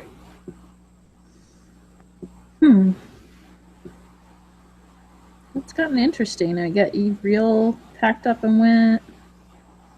Yeah, I miss Eve. Interesting. I used to talk to Eve a lot, but then, I don't know. I guess she just decided we all sucked or whatever. Thea's are freaking dishonest. I don't know. I always tried to be nice to her. What? What is it with you? It's like you don't pay any attention to anything. Huh? What hurts? Never mind. So, I think I'm gonna start playing guitar again. I need an outlet. Yeah. Good idea. Keep my hands busy.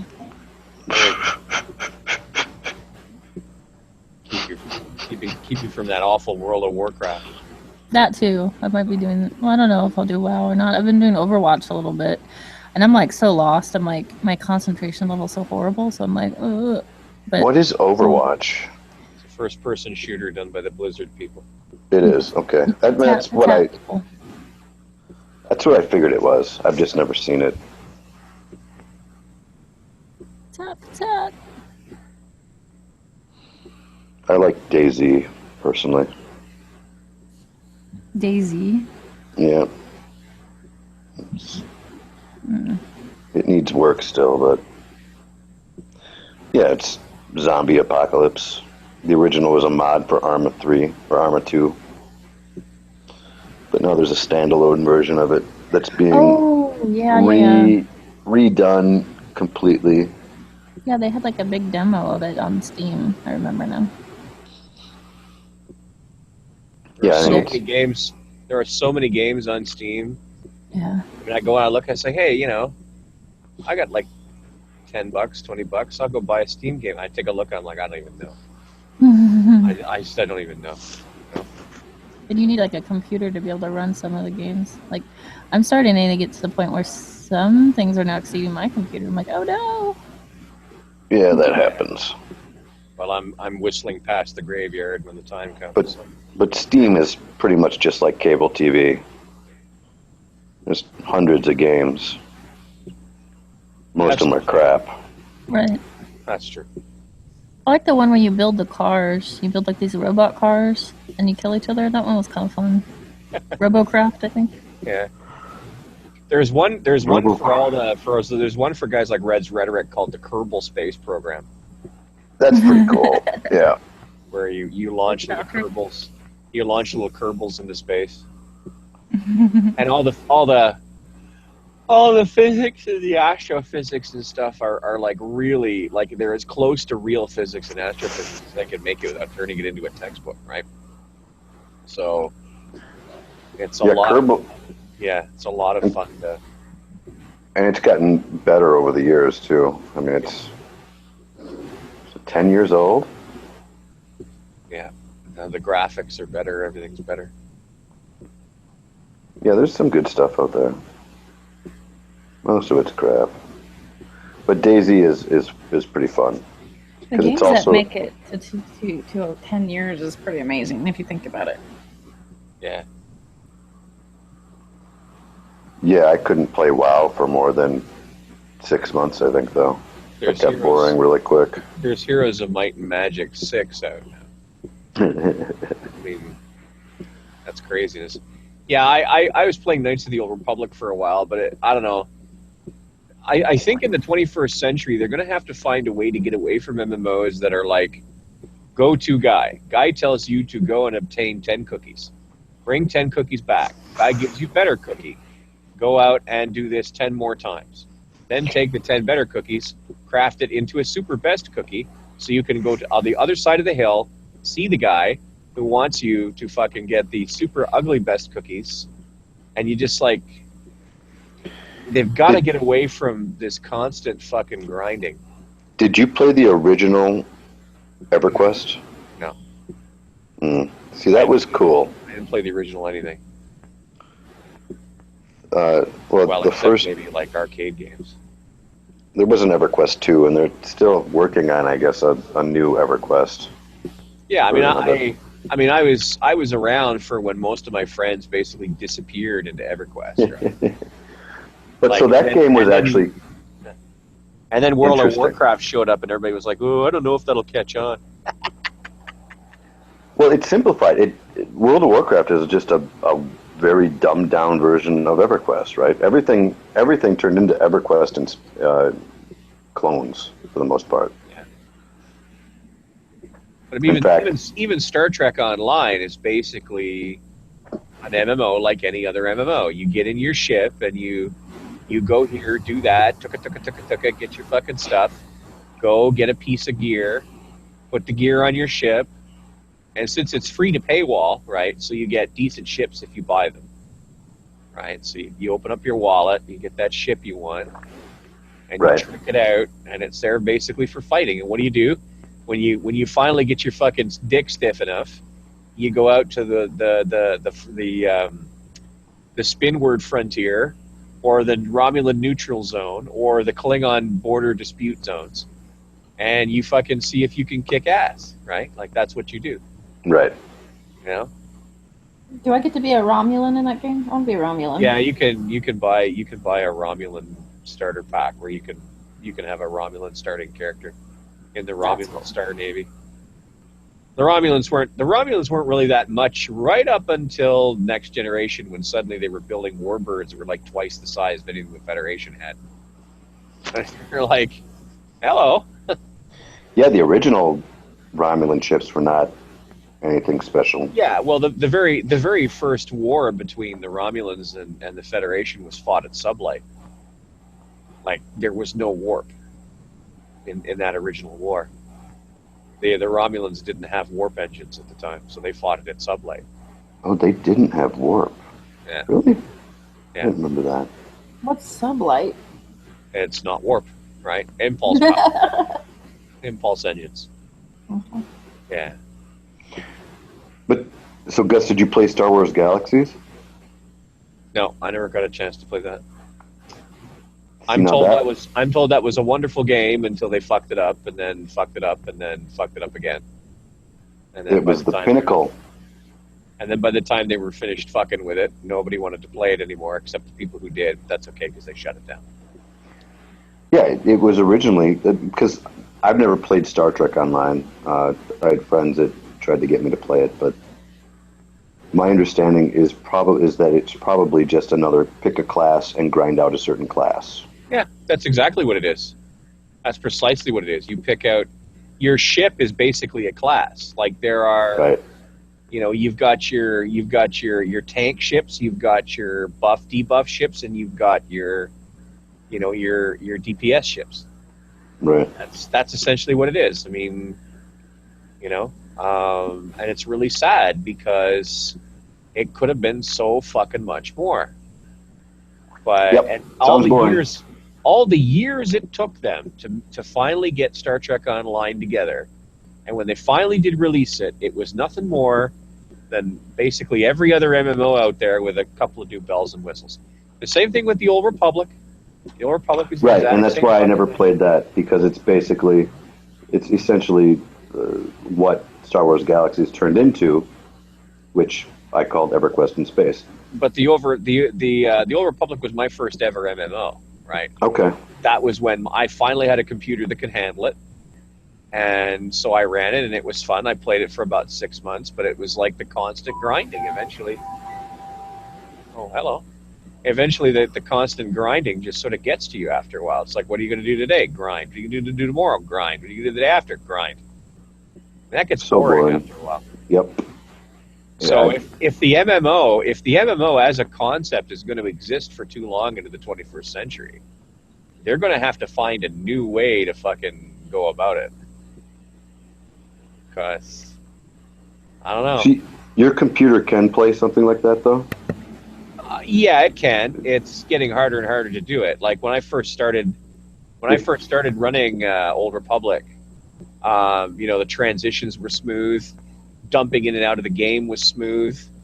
Now, telling the game to shut down, I've got to turn around and resize a bunch of windows, and it takes forever. And sometimes it freezes instead of shuts down properly. I mean, the old girl's starting to show her age. Well, I wonder why that is. Well, I mean, it's as your computer gets older, even if you clean it effectively, you pick up little stray bits of code here and there, and no. Yeah, it's true. It is. I mean, your computer is very difficult to effectively clean. Plus, hardware just it degrades over time. It has less of a capacity, and every time new programs come out, they want a higher and higher level of performance from your machine, right? So but I'm saying even though the Old Republic may be the same, the same program since you bought it, if you got some other program or whatever, like that might be taking more of a lion's share from your system's resources. I know, for instance, Hangouts take like 95% of my system's resources. My CPU goes into fucking overwork mode. Hangouts are fat. Yeah, it does take a lot of resources. But back when I first started running the Old Republic, I was never in Hangouts. Right. No, but I wonder if there's some maintenance your computer could undergo to make it run better. I mean, when you say pick up bits and pieces of code, I wonder if you have some things running that you're not even aware of.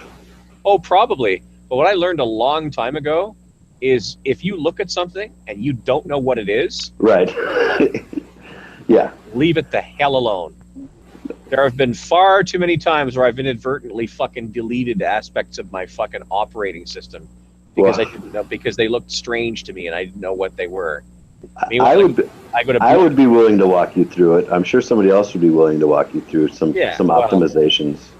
I mean, I've got your registry cleaner and your C cleaner and your, sure. I regularly scan my disks and perform, optimization, whatever. But I mean, for instance, my hard drive, 1 out of every 20 times I reboot my computer, my hard drive has to do a check disk. Never used to have to do that before. Oh. Yeah, 1 out of every 20 times. Now, there's never a problem. It sorts everything out just fine. But, there's going to come a time when, that's not going to be the case. It's going to start fucking up. But yeah. Huh. What and what are you running? What operating system? It's Windows 7. It is 7. Yeah, Windows 7 Professional, actually. Well, the reason I asked, though... Very stable operating system, very stable computer. I've always loved it. Yeah, 7's good. Is the Star Wars Galaxy's EMU, the emulator? Yeah, but I mean, why would I... I don't know. I suppose, but I mean, that's... If you wanted to experience the best MMO ever, it's possible because it's been recreated. Yeah, it's old, but I would still play it. Yeah, I know. Because it was awesome. They got I think it's the Wii, but I could be wrong. Has a 3D multiplayer thing called Bridge Crew. I think it's called Star Trek Bridge Crew. That's set in the JJ verse, where the Wii. I don't know. I don't know if it's the Wii or what it is, but it's not for a computer. Let's put it that way. Not as far as I can tell. Right.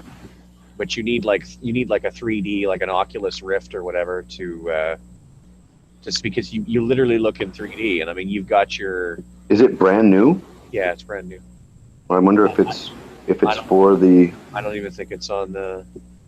I don't even think it's. Would you stop asking me questions to get me off the main point? Prick. But you're there in a and the other thing too is you don't all have to be like in a room together. You can get people from the internet like to come and take on bridge positions. There's command, helm, tactical, engineering. That sounds fun. There is the new. Is it PlayStation VR or Xbox VR or? Could be, but I mean it's not just looking at things in 3D. Like you move your hands around. Right. And it manipulates controls as well. So, which is one of the reasons I thought it might have something to do with the Wii. But, well, they've all got that kind of thing now, at least with the motion sensitive controllers, and or motion capture, whatever it is. But now there's one that comes with the newest one, I guess, comes with a VR headset.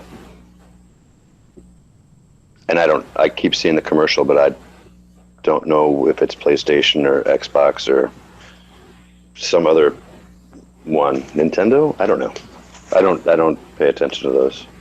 But I did notice that it has a VR headset and two hand controllers. However they work. I'd consider it. Makes sense to me. But I'd rather have a PC version. Yeah, like I just want them to come out with a good, like a decent Star Trek, RPG for the PC, or a decent Star Trek tactical for the PC. And they've just really never been able to do it, and it's really too bad. I don't know, Did you ever play the Starfleet Battles or whatever it was called? What do you mean? Well, there was the original board game type thing, right? Yeah, Starfleet Battles was it very quickly splintered off from Star Trek. It's considered none of Starfleet Battles is considered canon. Yeah, I vaguely recall that. I used to play that in a coffee shop, though. Yeah, well, that's a really top heavy game. Like you need to know your shit. You want to play that game. Yeah, it was tricky. Very tactical, very But there was a directly. Or if you really were looking to fucking hurt yourself, you could play Federation and Empire, which was like fucking Starfleet Battles, but for people who don't think they sit on enough finishing nails. So it was the same system, but an expansion or something. Yeah, it's got political aspects and fucking territory-wide deployment phases and. So there was Starship generation phases, and you're just like, oh my god. Oh, it can sure. it can literally take 12 hours to 18 hours to accomplish a single turn in Fed and Empire. Oh, no way. Like just sorting out the various chits and counters is like a fucking all afternoon job in Fed and Empire. Yeah, I played the BattleTech board game too back then. Oh yeah. But there was then in the early 90s a direct translation of Starfleet Battle's board game to a computer game, right? Yes, and I think I might have played one of its later versions, but I mean it was okay, but I mean it sort of there was no disincentive to take your starship, park it right in front of the enemy starship, and then just keep hitting the fire button until they died. There's no real disincentive to that. Oh, well, do you mean the 3D version of the game? I don't at this point I don't even know. So no, hey, Bunnyface. Because eventually then there was the 3D version where you were flying in 3D space, and it was like a third-person view of your ship. Yeah. Hey, Bunnyface, what you doing? There's nobody around. I don't know what's going on. Well, you know, Steve within an hour of me opening a Hangout, opened a Hangout, and he's got like 4 people in there, and one of them is Fiona. Yeah, it's a novel topic, discussing true empiricism's view on DNA dissolving in water. Haven't heard that one before. Yeah, I need to take a break from that. I find that even when Steve McRae's not talking about true empiricism, I find that his hangouts are really scientifically rich. And I mean, I like to think of myself as a bit of a science buff, but I can't keep up with what those guys are talking about. Like, I just can't even. Yeah. You know? They were talking about math the other day. It was kind of boring. Yeah, well, like, you know, for those of us that sat through that class and made it out alive, vowed never to go back. I remember there was you could take a class in high school, in my high school, called finite math. When I was in like grade 12, grade 13, it was called finite math. And I don't know why the fuck they call it finite math, because there was no end to the shit. There really wasn't, right? Like, and then they start bringing in imaginary numbers, right? This is an imaginary number. Well, can it imagine its ass out of my fucking face? Because I'm still having trouble with the real numbers, never mind the fakey numbers you guys are fucking talking about. That is where they lost me. Imaginary numbers. I even tried taking calculus. Oh, that was a hoot. Yep. The teacher put something called the prime derivative on the blackboard. And she said, if you can't understand the prime derivative, you need to drop my class. I stared at that fucking chunk of fucking hieroglyphics in Sanskrit for 45 minutes. I fucking stared at it. I asked around. I said, any of you people know? No, nobody know what the. I said, okay, that's it. I gave it the college dry. I dropped out. Fucking took a spare. Hell of it. Took a spare. I mean, Jesus, like that. Well, that's what they called an unassigned period, right? Like it's called. Drop that faster than non-Chinese algebra. That's right. Third period French. I dropped it faster than third period French.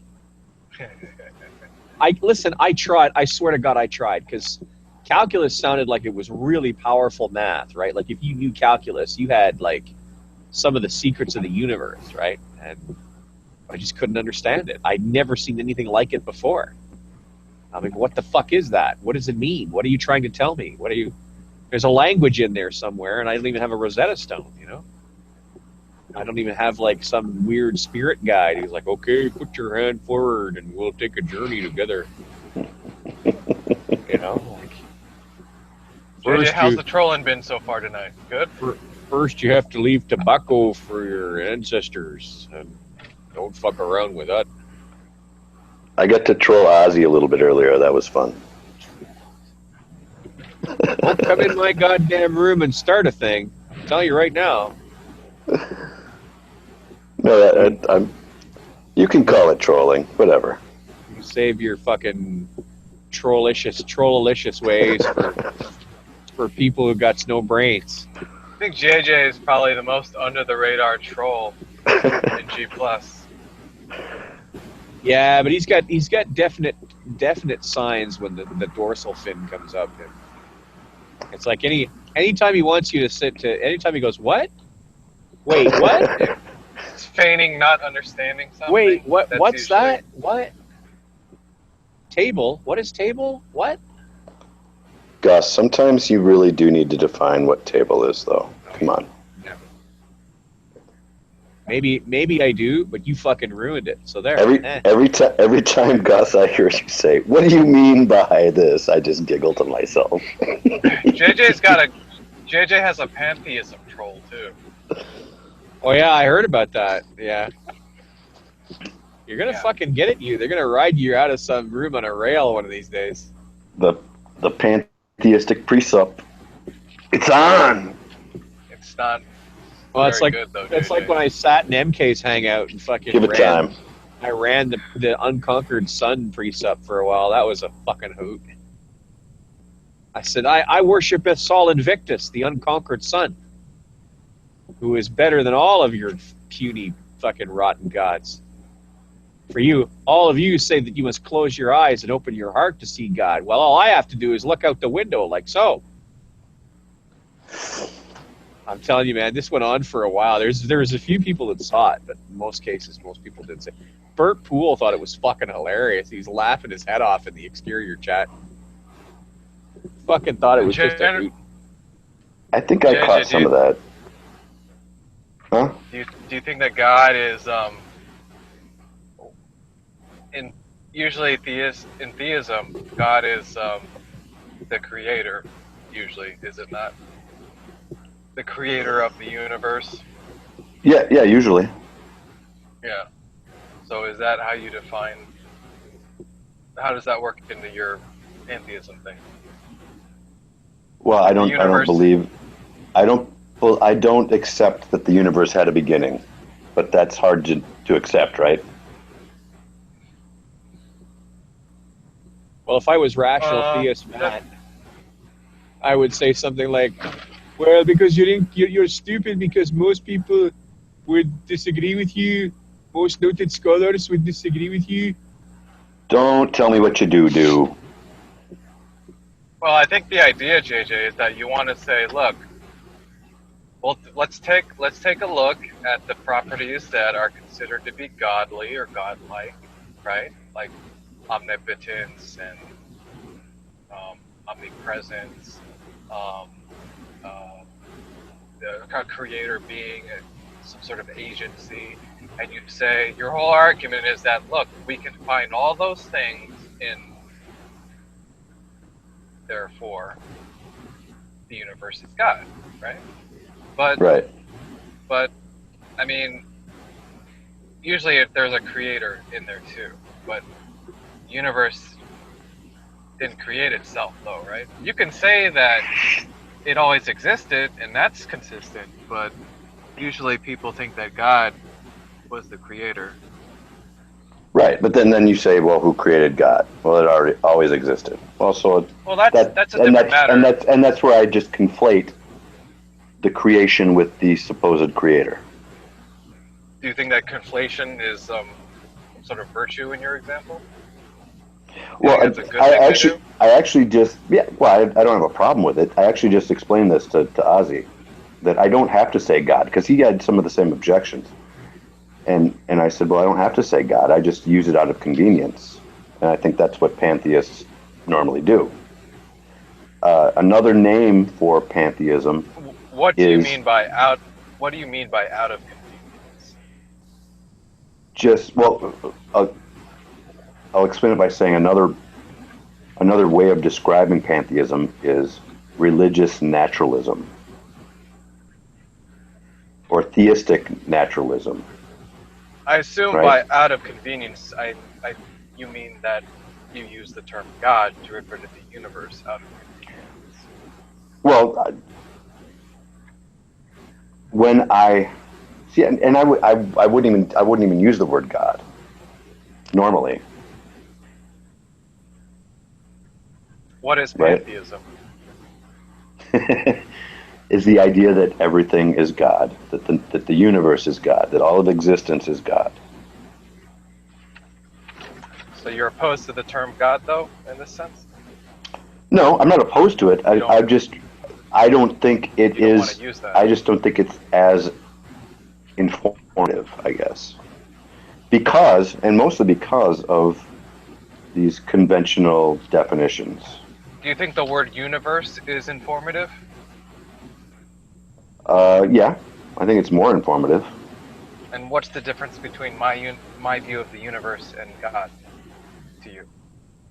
Probably nothing. That's why you're a reprobate pantheist. So why?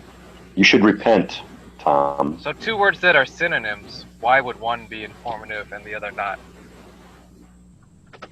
Because people have preconceived notions of what a God is, which, of course, differ very much, right, from, say, the Christian idea of God and the Hindu definition of what a God is, right? You know, God or a God. The God or a God.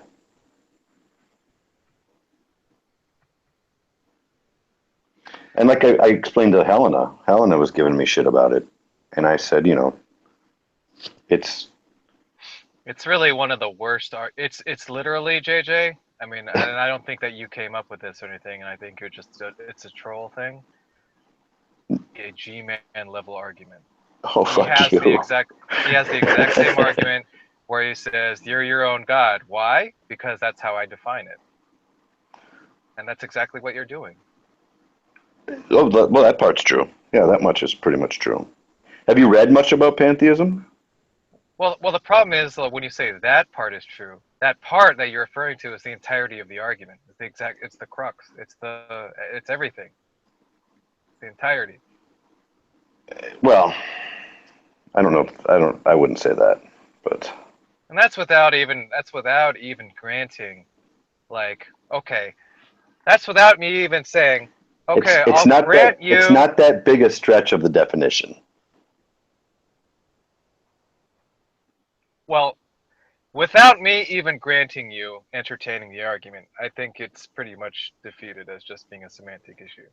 I haven't even got to the part where we say, okay, these God properties that you're saying that the universe has, let's analyze those and see if those fit the definition, right?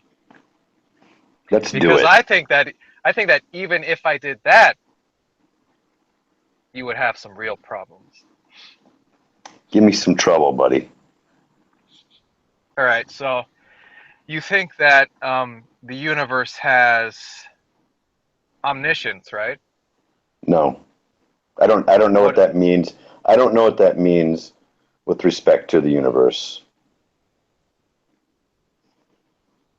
I don't know that the universe knows anything.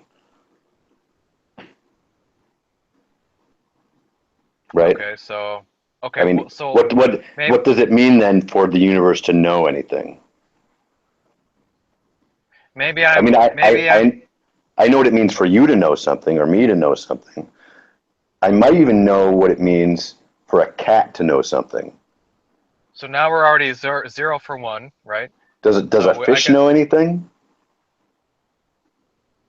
So the universe is not omniscient, right? What else is what other properties are you saying that the universe has which are consistent with a God? Well, is omniscience a necessary property of a God? Well, that's why I'm asking you to lay I it out. I don't think it is. I don't think that's a necessary property of a God, though. You're free to tell me what the necessary properties are. Because the first one I threw out, you said it's not. It's not. So. Well, to me, a God is simply something that's worthy of worship. All right, I think we're done here then. That's really it. But you could say omnipotence. I I guess. Guess? Yeah, the universe seems to be all powerful. How could anything be more powerful than the universe? Sounds like a deductive claim. It is, right? And an argument from ignorance. Well, I don't know if it's that. Well, you're saying that I don't know of anything else that's more powerful than the universe. There is nothing else other. Therefore, There isn't anything other than the universe. Sounds If like the universe is all, that must mean that that's all the power. Maybe. We don't know what happened before the Big Bang. Well, it doesn't matter if anything happened before the Big Bang.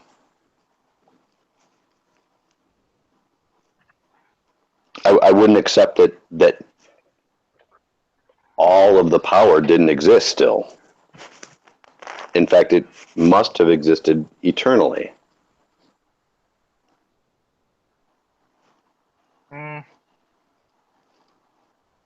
Well, I mean, I don't really see what we don't even have to really go any further. You're just saying that a god is something that's worshipped. So, I mean, what else is there to really say? For the most part. We don't have to analyze anything. We don't have to analyze any of the other qualities at all. Your criterion is pretty easily matched by just about any object. Yeah. That's true, and that's the way it's used, right? People worship just about anything as a god.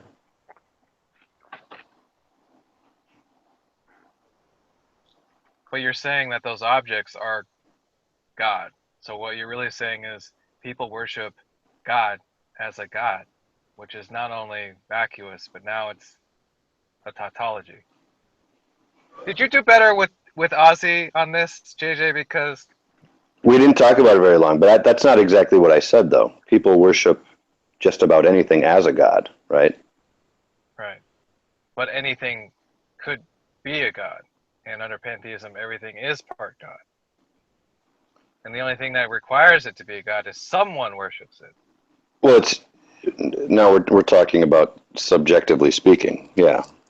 Anything could be a god to somebody or a group of people. Yeah. And well, do you think people worship things through some sort of objective means, like some sort of? No, exactly. That's what I'm saying. Yeah. So, say a classic example of people worshiping wealth or whatever.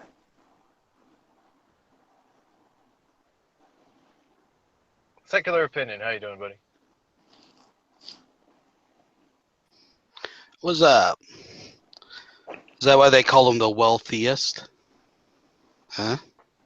Ooh. I actually worship a cartoon turtle playing the banjo. That's my god. Isn't it a terrapin?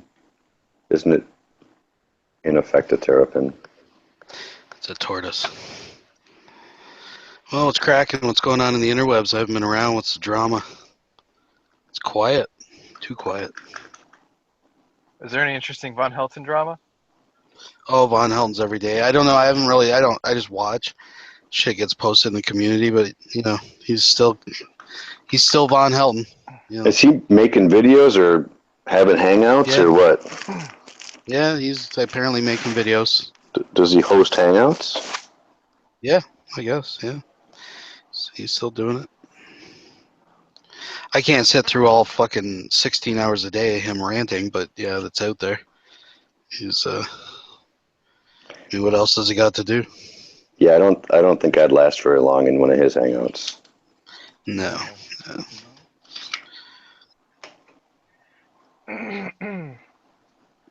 Yeah, I heard him earlier today saying that he's gone full flat Earth, but obviously, but he was saying that he knows that it's a flat Earth because he can see Scorpio.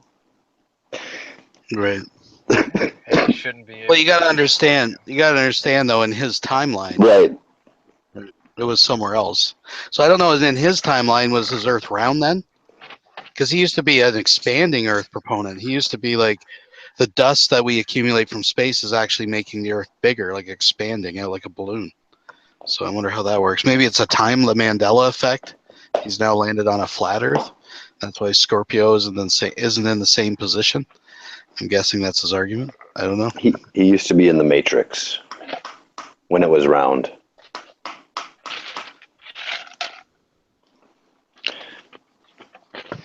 Yeah. There was a time his head was round. So I got dropped a few times. Okay, I'm gonna head out. You guys have a good night. Bye, D. Universe loves you. The universe will die for your sins.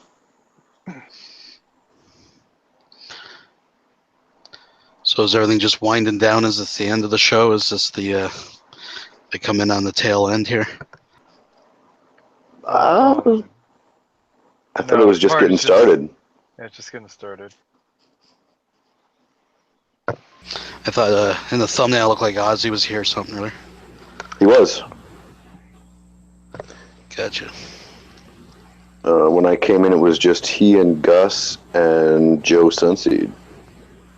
Yeah, it's a lot of Hangouts have been really small. What is Joe doing? I don't know. My crystal ball isn't working. Well, fucking fix it. Rub What do you your think he's ass on doing? it. What is He's in his room in a corner trying to perform autofellatio. And Otto's never been happier.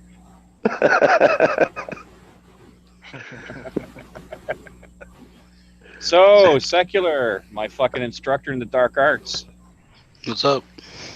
Let's crack a lacking, man. How was your Thanksgiving weekend? No, it was good. Had some Yeah. turkey. Played some D&D. Oh, really? Drank some beers. D&D. No. Yeah. What were they rustling you up to the 5th edition or what? Yeah, I've been playing 5th edition for a year now. Cool. How do you like that? Well, I like it. I haven't played since I was a kid, so to me it's just kind of like, I come from the days of like D&D Basic and Advanced D&D. Red So box. 5th edition to me is a lot more streamlined and intuitive. Like I went back and was reading 1st edition stuff, like the red box and the blue box, the expert box. I used to have all those, and I just forgot some of the stupid stuff like back in the old days. I'll tell you one thing though. I recommend anybody who ever wants to run games of any kind should get themselves a copy of the 1st edition Dungeon Master's Guide.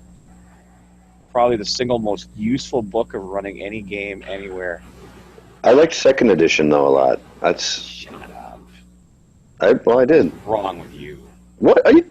Why are you? Second edition was awesome. Mind? Oh. Hey, come on! 2nd edition came out when I was in, I don't know what, 12th grade. Somebody remove JJ from the call, please. Oh, jeez. 2nd edition. So I grew up playing 1st edition and of advanced Dungeons and Dragons. Oh yeah.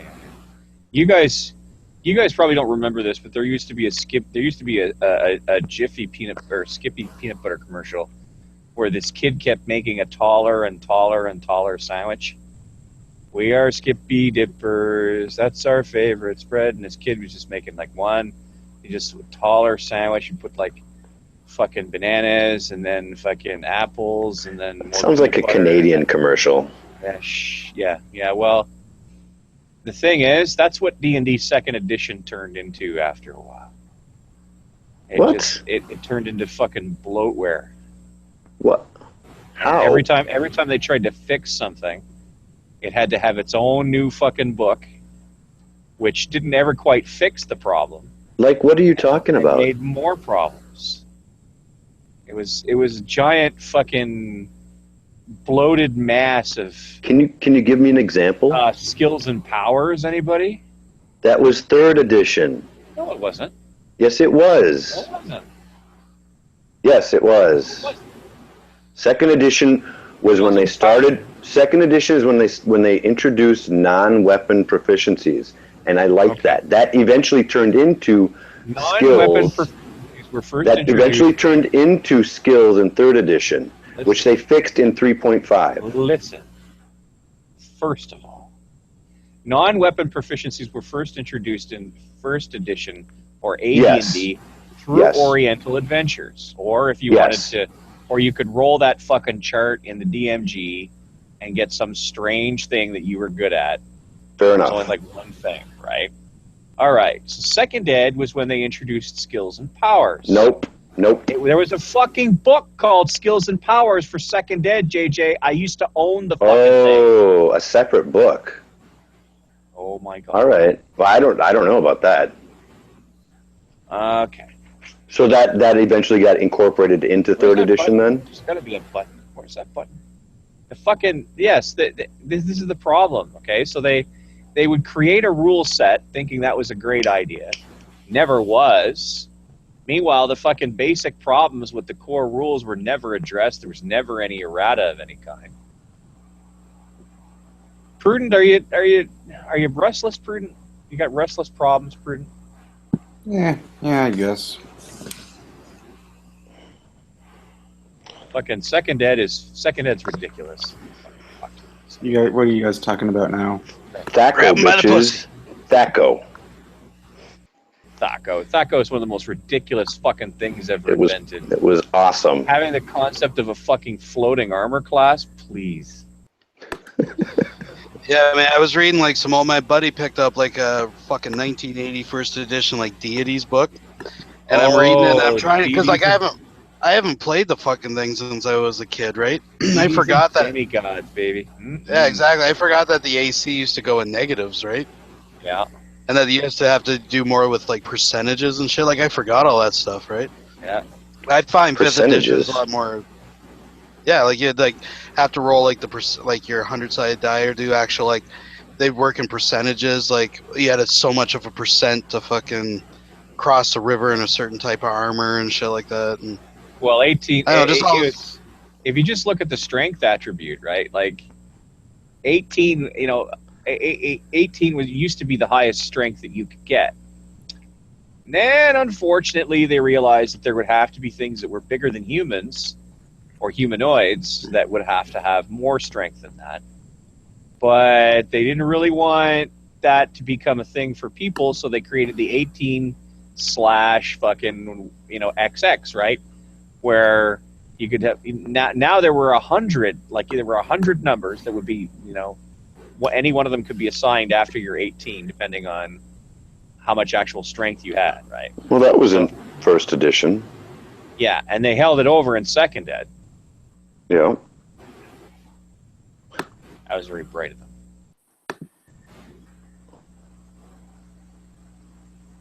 Second ed. Prudent, stop your tuka-tuka. Sorry. So I've decided on the weekend of Halloween, like the weekend preceding Halloween. I found a copy of the very first ever module published for Dungeons and Dragons. It was actually by a company called We Warriors. It's Palace of the Vampire Queen, like 1976. So we're gonna run it Halloween weekend. Wow. Yeah. That sounds fun. It's really basic. It's like I mean the maps are cool and stuff. But I have to trim it way down because it's like 5 levels, and it's like way out of whack with what It's pretty basic. It's like here's all your rooms, and like every other room's like a giant spider, giant centipede, and then all of a sudden it just goes crazy. Like by level 5, you got to fight 35 vampires. And I'm just like, this is not going to work. This is not going to happen. Back in the day when elf and dwarf were a class. Yeah. Right. Yeah. Exactly. It's like even the maps are hand drawn.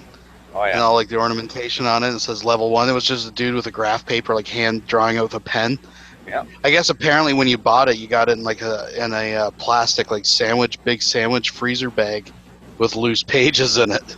Right. That's how budget was in like 1976. They had to Xerox some copies that were missing and shit. Yep. Yep. It's pretty fucking low tech. Yeah. So anyways, I thought it'd be cool to run that Halloween weekend. I think that'd be fantastic. I was gonna do 2 levels, first level and last level. But yeah, why not? That's where it all started. Actually, TSR at the time didn't even release the first module. It was, like I said, it was this Wii Warriors. It was a husband-wife team. Because the game system was already out, but no one was writing modules. They just threw one together and threw it out there. Then a few months later, I think the D&D people started actually publishing them, putting them out. Yep. Which is a I used to get good way for them to make money. Dungeon Magazine. Oh yes. Yeah. Well, there were 2 of them, right? There was Dungeon, and then there was Dragon. Well, there was Dragon first, and then later there was Dungeon, which focused on having modules in it. Yeah. I used to like White Dwarf. And Dragon Magazine was for everything. It wasn't just for D&D. Right. It was for everything. And White Dwarf was specifically an organ for Games Workshop. Specifically for Games Workshop. Right. That was a big pusher of the biggest reason you bought White Dwarf was to learn how to paint your armies. Oh yeah, I just bought it for the pictures, reason. man. The Warhammer shit. Yeah, they would review some D&D stuff here and there, but yeah, it was all Warhammer and shit. But the biggest reason that you bought White Dwarf was to fucking learn how to paint your miniatures. Gus, did you ever play the original Star Wars role-playing game? What, from West End Games? Yeah. Oh yeah, yeah. That game was fun. It wasn't bad. I liked that. I liked their system. Yeah, it was breezy. It was easy. Yeah. You know. But then along came the D20 system, which became a juggernaut. People tried stapling the D20 system to all sorts of fucking things. It just didn't work. Right. You know. And then eventually that all culminated in Saga Edition Star Wars, which was the last of the games to use D20 anything. And then along came the current one now, which is done by Fantasy Flight Games, which uses a completely different fucking rule set. And it uses non-standard dice. It uses pictorial dice rather than numerical dice. Yeah. Yeah, Fantasy Flight is here, actually. Where, in Minnesota? Yeah, it's in Roseville. Surprised me. Which is a suburb. Yep. Yeah, it's weird how much they took over. Well, they managed to find a formula that worked for them. I mean, they released a Star Wars gaming experience in 3 parts, right? And one of the problems with older Star Wars games is there was always that problem with the Jedi, right? What do you do with the Jedi? And the way that Fantasy Flight solved that was that the very first Star Wars game that they laid out, it had Jedi, but you weren't supposed to play a Jedi with the first one, right? It was, you could play like a Force sensitive or an old Jedi, like at the end of it, but you really were not supposed to play a Jedi. You were supposed to play. It was called Edge of the Empire, right? So you were supposed to play all the fucking losers and the fucking the settlers and the bounty hunters and the fucking scumbags. Basically, all the guys you saw in the canteen scene face down in their blue milk. They're the guys you're supposed to play. And then along came Age of Rebellion, which was set during the whole game is set during the Rebellion, but along came Age of Rebellion, which sort of upped the ante a bit, where you could play, Force users like Luke Skywalker in Empire Strikes Back, and you could play more military-oriented characters and that sort of thing. And then along came Force and Destiny, which has said, okay, these are for Force users. Wherever you want to play Force users, wherever you want to do Force users, this is what you do. This is the book you use.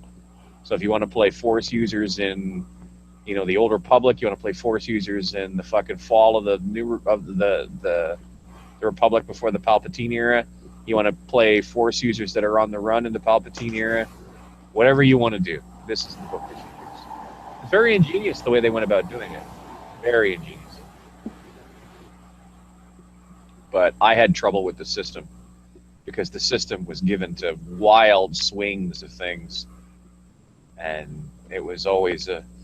the first thing you do when you want to play Edge of the Empire is you don't spend money on fucking 3 or 4 sets of dice. Fuck that. You go online and you get a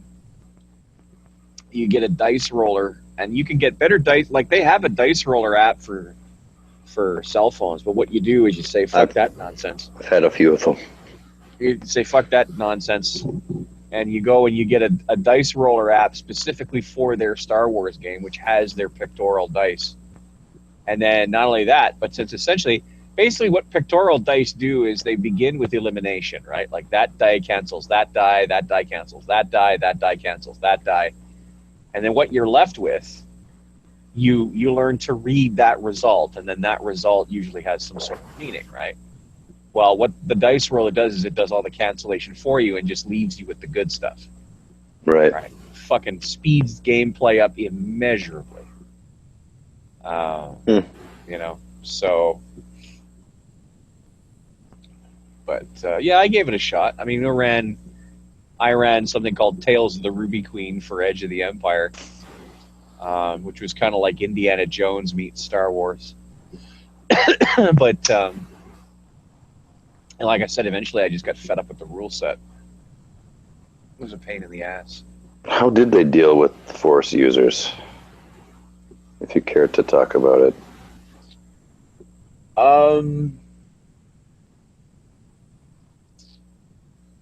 It's hard to explain. Okay. Like I said, for the first 2 games, you just weren't supposed to have them. Right. I mean, they heavily discouraged them. Yes, they were possible. They gave you rules for them. The rules worked. But, I mean, in Edge of the Empire, I mean, you were not... you were a Force user, but it was more like a Force dabbler, right? Your strength with the Force was... You could be strong with the Force, but you couldn't necessarily do much with it, right? Much like the whole idea of like Luke just sort of slowly coming to become aware of the Force, or Ben Kenobi, who, because his body is slowly unraveling itself, he's getting nowhere near as powerful in the Force as he once was, right? So, I heard last night that Kenobi wasn't ever that powerful with the Force. He had a below average midichlorian count. Well, yeah, I mean, I don't know. That depends on how you look at it, I guess. I mean, there's a lot of people who really resent the introduction of the midichlorian count. I can understand why they do. But I mean, to me, I don't know. I didn't like it. I think episodes 1, 2, and 3, I think they really suffer from a lot of unfair commentary that would not be leveled against. Would not have been leveled against episodes 4, 5, and 6.